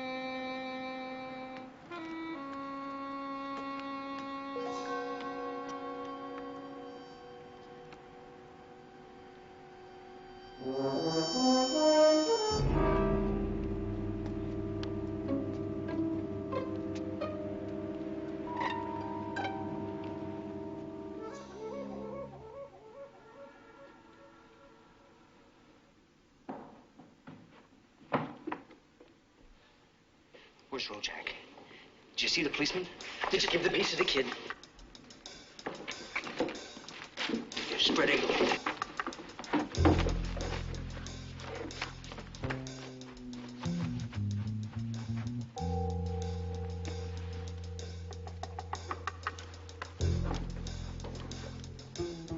You just been busted. You can stay with us for a while. It ain't too much, but it's home for you for about as long as it takes.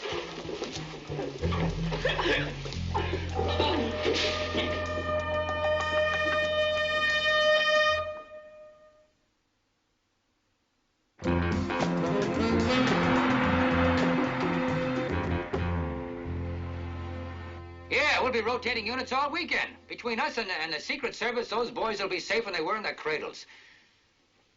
All right, Stan. Later. Boy, these governors' conventions, I don't know why they don't pick on Miami for a change. Yeah. You got anything? Mike? Yeah. No. What do you think? Wait just a second, Steve. We're gonna get this little diddly. I really envy you guys out in the streets. I thought this promotion was going to mean this much more paperwork. I'm telling you what it Roy, it's been an hour and a half since Mike and I split up. Now, You're talking about maybe the most experienced guy in the department. I'm just talking about my partner, a guy I know better than anybody. A guy who would not wander around without checking in and leaving at 10-7. Well, it's only been an hour and a half. You said so yourself. I want some men, Roy. Oh, Steve. A cop got gunned down right where we were tonight. You got a report to write up. Roy, Right, okay, Roy, let's get on the it. only report I'm working on is Mike's. Until then... Well, then you're not going to do your job, huh? Gonna let your nerves take over when your head would use it most. Look, Steve, baby, I know that her brother died tonight, and I know what it can do to every man on the force. But I can't let it panic us into actions that can set off a real powder keg. Wait a minute, I don't understand. I mean the kids that run in those gangs. They don't have all that much of a life to start with, you know. Right. Well, I'm not going to give them that kind of an incentive to build this thing into something bigger than it is by sending an army out onto their turf. Well, that's all fine, but Mike's still out there. Mike can handle himself. Yeah. Devin. All right. right, put him on. Hello? This is Lieutenant Devitt speaking. Can I help you? Get a tracer on this thing and climb on it yourself. How'd that go again? I said we got a cop. And you can forget about any tricks with the phone because we ain't gonna rap that long. Well, what are you talking about? Who's we? We is us. You don't gotta know who we are, you just gotta know who we got.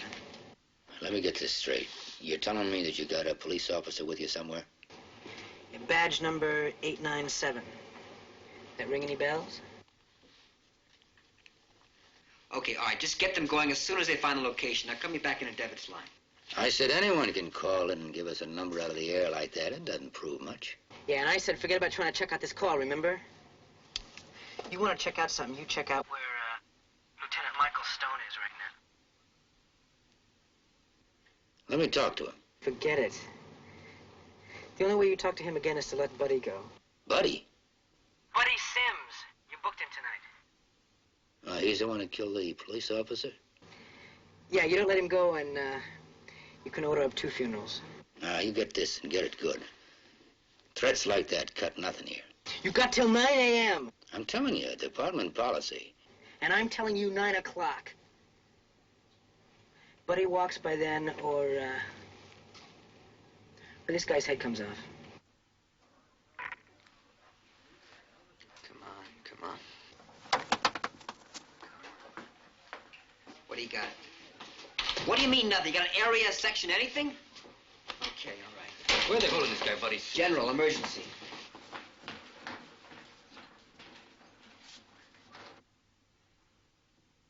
Light's better over here.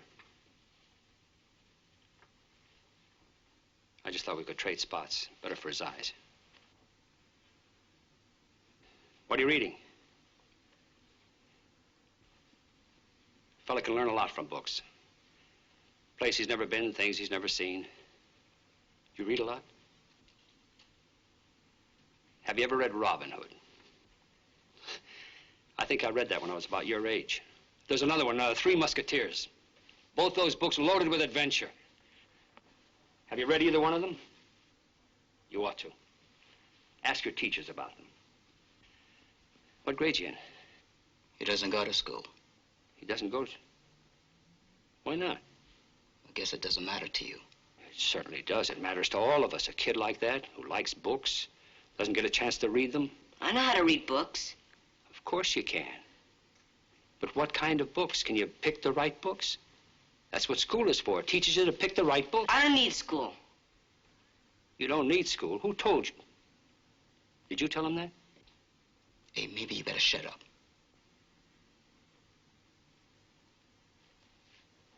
You two are brothers, aren't you? Yeah, you're brothers, all right.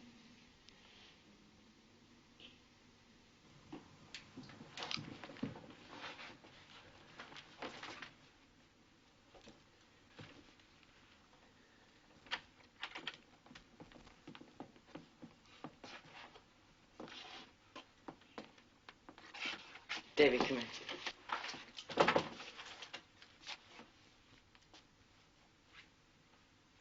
Split.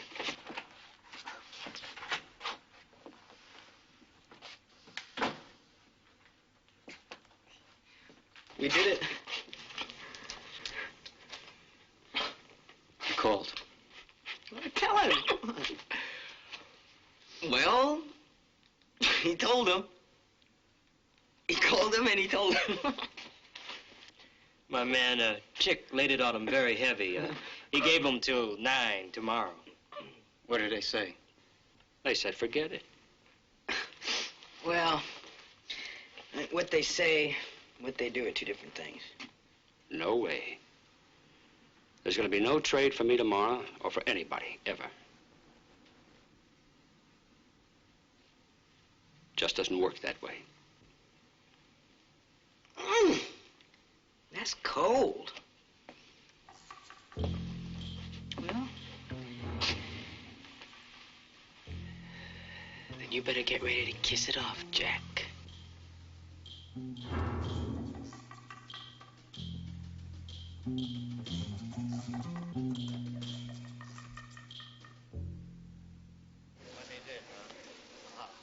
Who are they and where'd they take them? By me, baby. Look, buddy, there's no way you can climb out of this one. You mean all of a sudden I'm worth more than one of your own kind? Nobody wearing one of those jackets is worth anything, man, unless they turn them loose. Well, I'm sorry, man. What can I do about it? Like, I'm in here and they're out there, you know? You can tell us where they are. Keep them from making the same mistake you did. The man says, man, it's a free world. Stop this, stop this. You know where he is, and you're gonna talk. He killed Trachonis. His friends are the same. They don't care. Wait a minute, man. Who doesn't care? Like, you want me to tell you how much I care, baby? Come here, man.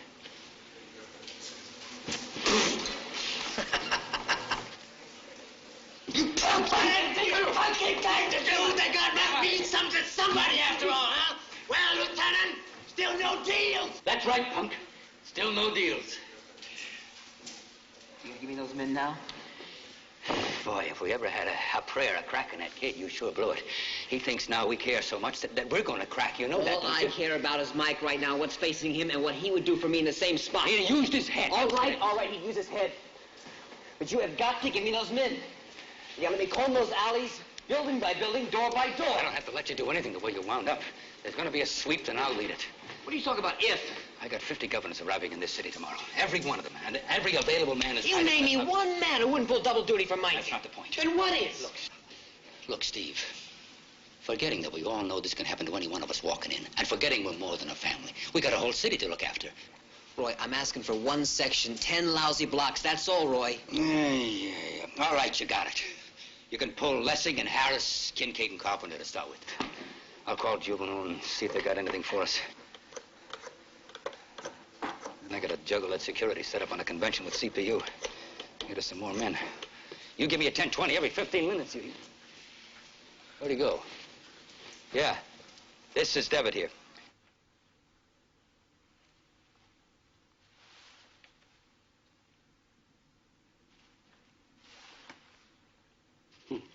Stopped. What time you got? I don't. Must be about 2, wouldn't you say? Yeah, I guess. Yeah, it must be. Where's, Davy? Is that what you call him? Say, could you spare another cup of that?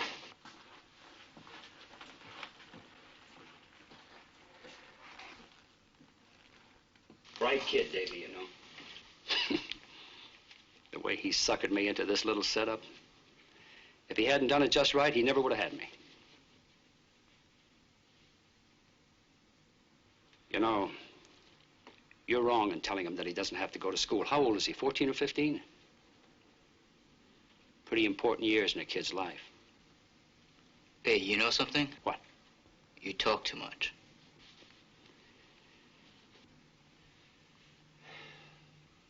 Why do you do this for a guy who murdered somebody? Look, we don't stick together. What have we got? What's Davy gonna have if you keep telling him that this is the way?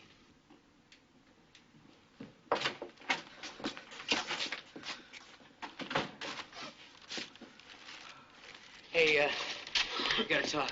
Man, they have got black and whites all over the place. I figure we better move this guy till Buddy gets out, you know? This might not be the best spot. Get a cigarette? War's over, fellas. They're putting out a dragnet, and a decision has to be made. Who usually made them for you, Buddy? Shut up!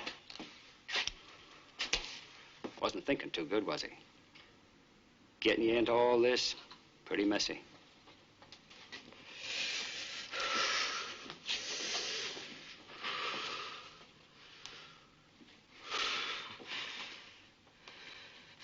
You always gotta be looking down your noses, don't you?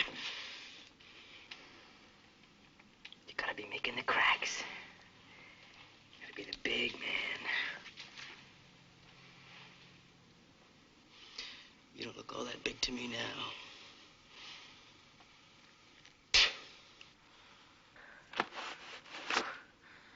You look like nothing. You look like an old man, and you're ready to die.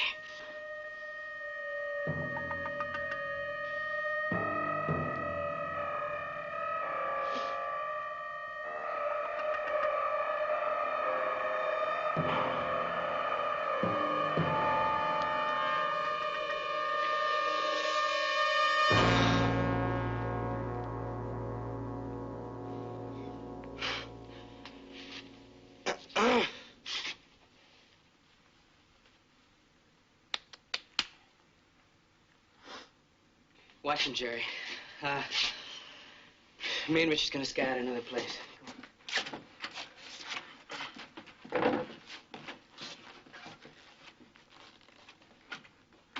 Skulls, warlords. Nothing there. Nothing. How goes it? What do you got, Stan? Gotta be a new club. None of the guys in juvie ever heard of them. Invaders I got. Grim Reapers, nomads, no cobras. We're just going back to the packet on this Buddy Sims, finding out who he was busted with and who he ran with. Where's Lucas, huh? Home. His wife has 103 fever. Well, Lucas is the man, isn't he? He's the guy that's into the whole thing with the gangs, right? Well, so Stan. We're into it. I mean, okay. Two guys, Roy. Sims was called up 3 months ago, suspicion of GT Auto with a chick Kramer. And we had a warrant on Sims, Kramer, and a Richard Sung for suspicion ADW. Sung. That checks out with the Bob. Yeah, let's run that one, Stan. Rings a bell. Sung, Richard Sung. The Choppers. Sung, Kramer, Willard Lou. The Choppers. Cobras must be a spin off the same gang. What about a phone drop, headquarters, anything we can make a move on? Right here. Pool hall over on Clay. What about a name? Davis, Ed Davis. Good, Stan. I appreciate it. Okay, see ya.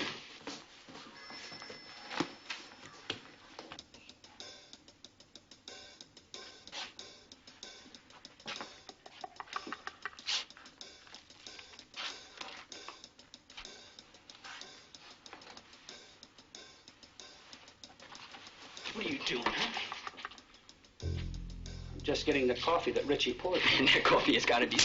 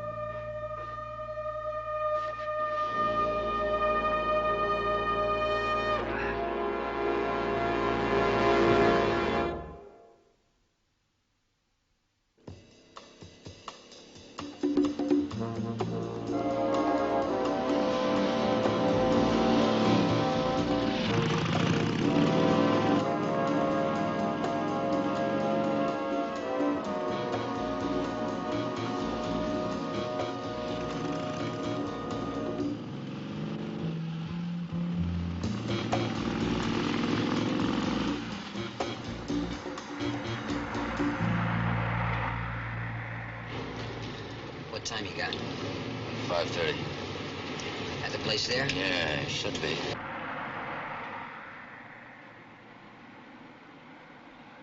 Nobody's up. Let's get him up. Look, I just run a business. They want to shoot pool here, that's their business. Juvenile records just told us that this is the home for the whole club. I wouldn't know. You know names? I know names, faces. Faces, huh? Good, let's go. Wait a minute. Where are we going? Downtown. What for? Looking at some faces. Well, who's going to open up here? How long is this going to take? That's not our business. Come on, let's go. Okay. Just wait a minute. Okay, I know some names, maybe. A few. First names, that is. Billy. Buddy.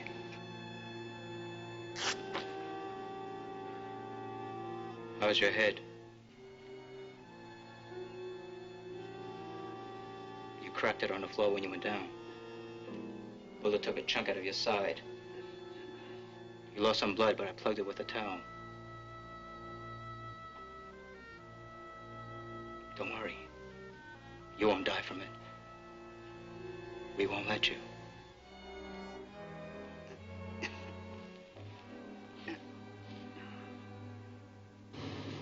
Word's out. His jackets are underground. Just go up here a little further, and then we'll go to the alleys on foot. You know, that guy could have told us more. He gave us only that. Should have leaned on him. Yeah, that's not your style. I worked for 13 years, shoulder to shoulder with the same guy. I think I know what you're going through. You can't change your M.O., Steve. You're liable to get caught looking the wrong way yourself. Yeah. How do you think they got him? Well, he's gonna have to tell us that himself when we find him. Inspectors 8-1, code 1025, 411 Fremont. Officers report possible location of kidnap involving Lieutenant Mike Stone. Will you respond? 81, 10-4, we'll respond. Fremont, huh? That gang hound's out in the pool hall. They just might be smart enough to stay as far away from it as possible. Hit it, baby.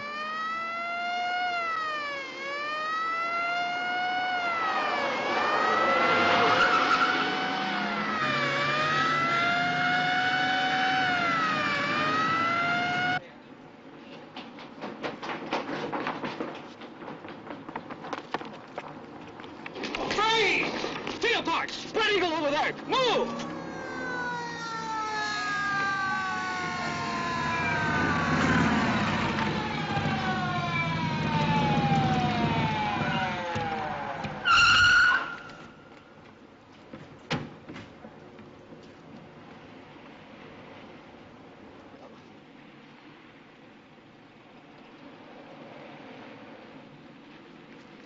What's going on? Sorry, Lieutenant, false alarm. What do you mean, false alarm? Yeah, we scared these two up down the block. They ran. We thought we had something. Turned out to be 6 sticks of grass. What are you doing this far off the sweep? We just got word they'd be holed up down here someplace. Word was wrong. They came from a very good source, Inspector. The name's Johnny Dolan. Dolan? That little guy has that newspaper stand down in Gary? Yeah, distributor now. On the streets with a truck early every day. He says he saw Mike? Yeah, with 3 Cobras. That possible Cobras get down here? No way, man. Why not? Cobras never drift past 22nd. What time this guy, Dolan, say he saw Mike? It was about 4:30, wasn't it, Ben? Maybe 4:45. Okay, book these two. How are you guys? Let's go. Move. I don't know. I don't buy it. You got a hostage, you don't walk him around the streets, you kept him holed up.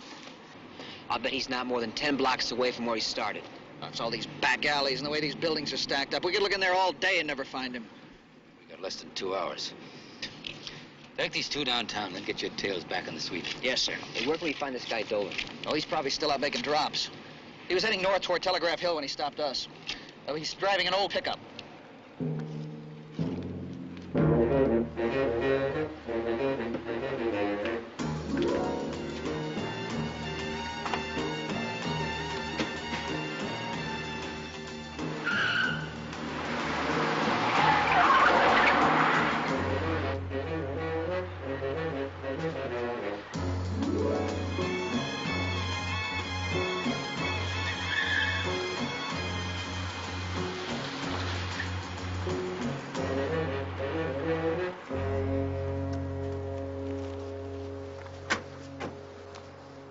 You Johnny Dolan? Yeah. I'm Lieutenant Devitt with homicide. Yeah, sure. Used to be robbery, I remember. How's it going, Lieutenant? You gave some information to one of our radio units about an hour ago? Yeah, I thought maybe it was something you should know about. A big guy I seen around, I think his name is Stone. He was being hustled off by some of those gang kids. Didn't look right to me, you know. What kind of jackets they wearing? Huh? The gang, what kind of jackets were they wearing? Those club jackets, you know. What club, Johnny? Well, I don't know. I mean, I just seen them walking down the street. And you saw their faces? No. You mean you came up from behind them, then? Is that it? Yeah, that's right. And you saw the back of their jackets? Well, yeah. Well, what was on them? What design? What picture? Well, I don't know. I didn't notice. But you noticed they're wearing jackets? Yeah. Why? What was so special about the jackets? Look, I give you guys a lot of inside stuff now. What are I you don't giving us now, Johnny? Well, what do you mean? I'm giving it to you straight. No, you're not. Straight's a gang called the Cobras. They like to be seen. They wear a snake on their back in bright orange. You couldn't have missed it. Why, Johnny? Why what? Why the lie? Now, look, guys. We have looked. And we know you're having trouble on your corners. Trouble with gangs. You know there's trouble everywhere. You know that. We know you filed charges against the Cobras. 2 guys in particular. Chick Kramer and a Buddy Sims. Robbery and assault. Then you dropped the charges. Why? I figured it was best. Look, they just got out of line once. Nothing's happened since. How much you pay them to make sure? Nothing. Come off it. Names, Johnny, names. Names. Oh, all right, one of them was Kramer. The other ones I don't know. Kid with dark hair and another Chinese stocky, not too tall. Where was this? Stopped me up on Connecticut. They told me to call in. Told me if I didn't... Connecticut and what? 18th, right on the corner. That's 2 blocks from where Mike's good throat jack. Blocked in the pool hall. That could be the phone drop. Hey, you guys, you gotta protect me. Hey, fellas, you...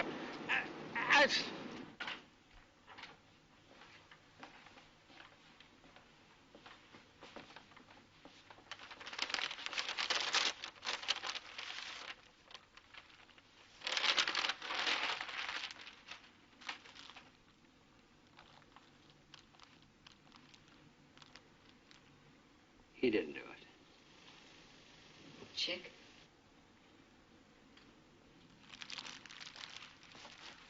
Here. How about you?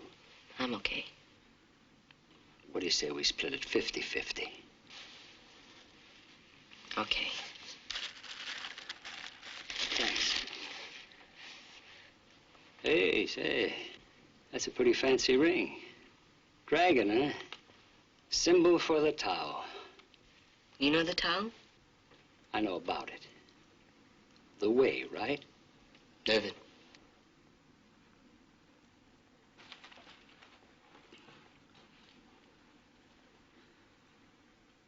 It's the mystery of life. And the dragon represents it. Something that man thought up to stand for an idea he couldn't explain or he couldn't see.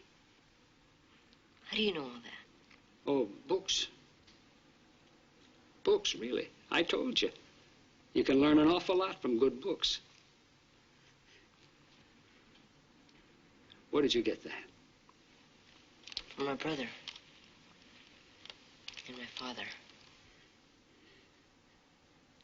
Family ring? I thought the oldest son always kept it. You read that in a book, too? No. A friend told me. Good friend. You two weren't born here, were you? Hong Kong. You've been here how long? A couple of 3 years? 5. 5 years. And your father, he come here with you too? Yeah. And died here. In the land of opportunity.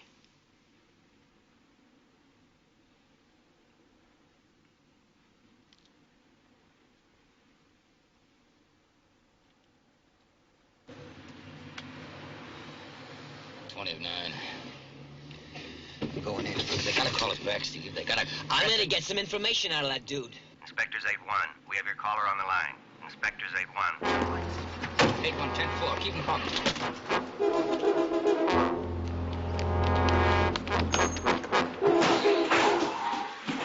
that the only phone you got in here? Yeah, that's it.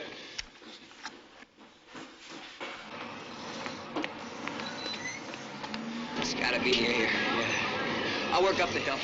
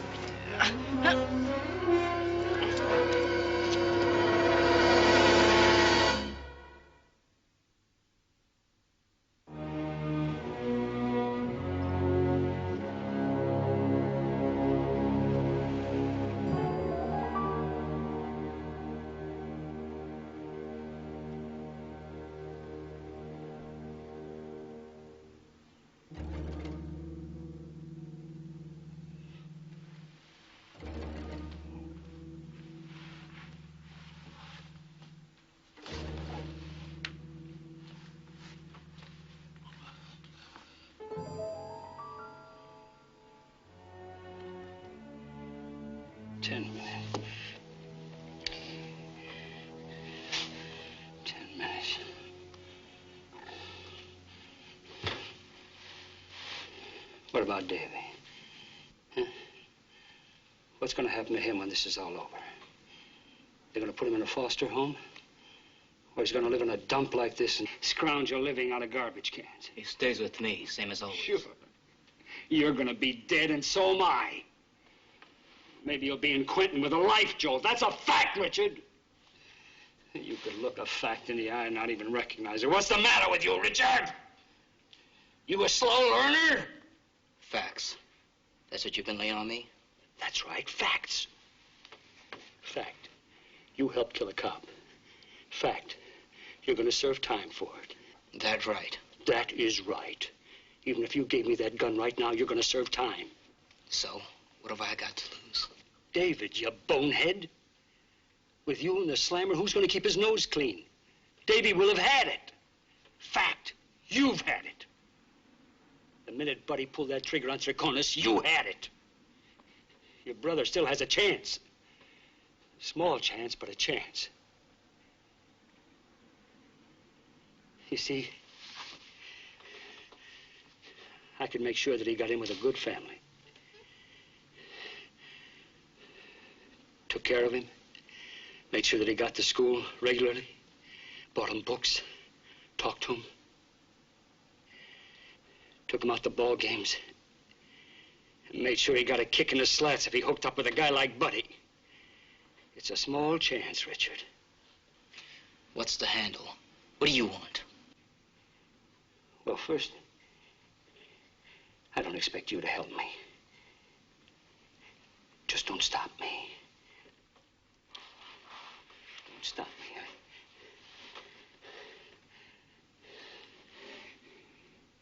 I'm going to get up. I'm going to go to that door, and I'm going to walk out. I wouldn't. I have to. I have to, Richard. In just, I don't know, 8, 7 minutes, that psycho that you're letting call the shots, he's going to walk in here and blow my head off. And I'm not going to sit here and wait for that to happen.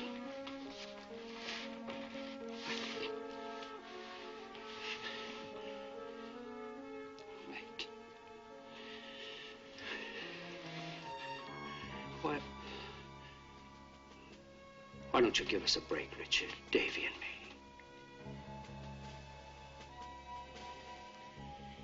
He's wearing that ring because you and your father believed in him. You felt he was the one that had a chance, didn't you?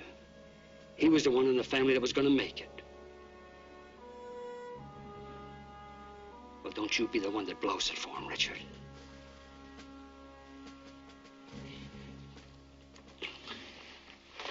Okay, here goes.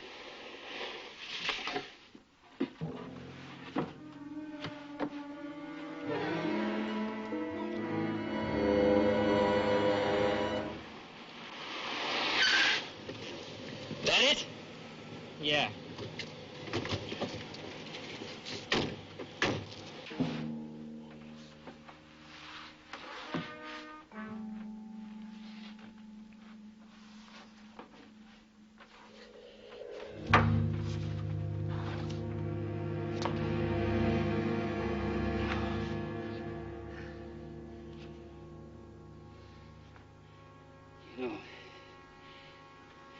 Chick's not the one who's going to do it, you know. It's going to have to be you who's going to pull that trigger. You're the one that's going to have to live with it.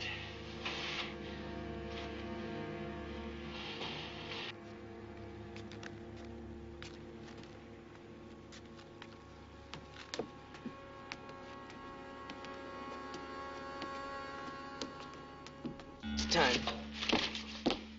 Let's do it. Listen, man, I'll meet you, okay? I'll just be a second. You don't! You were just as big on grabbing that guy as I was.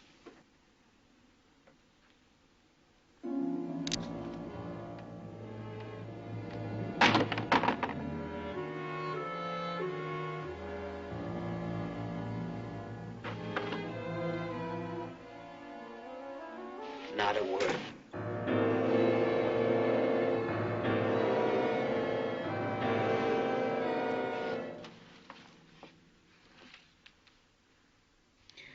Where you got him?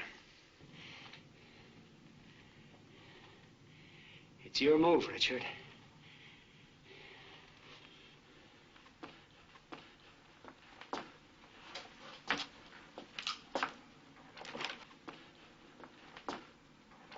Hold it down, Steve!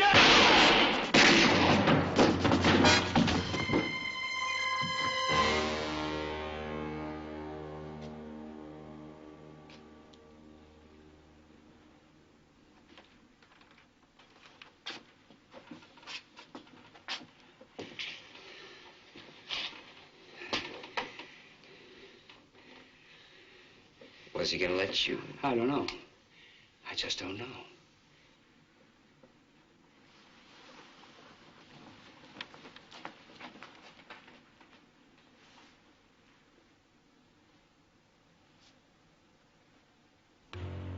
Thank God. What little I know about Oriental heritage, I learned from the Chinese scout on Ewell. Once he said, the trail of the serpent leads to death.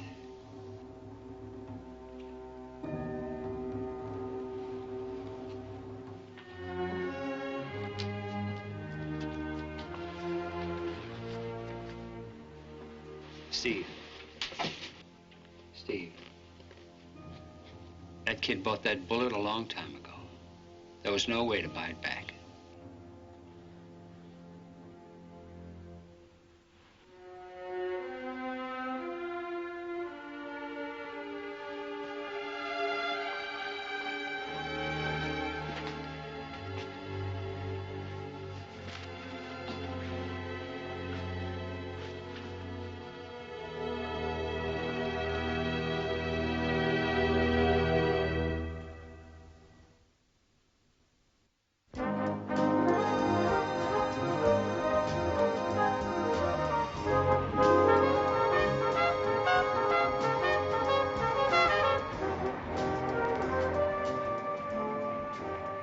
David. Hey, good to see you again. Listen, Ben showed me that report you finished. The biography of Dumas. How'd you happen to pick him? Oh, I heard of him. He wrote The Three Musketeers. I heard of him. Hey, you're doing all right, Davy. I'm glad. I'll see you soon, huh? Sure. Yeah.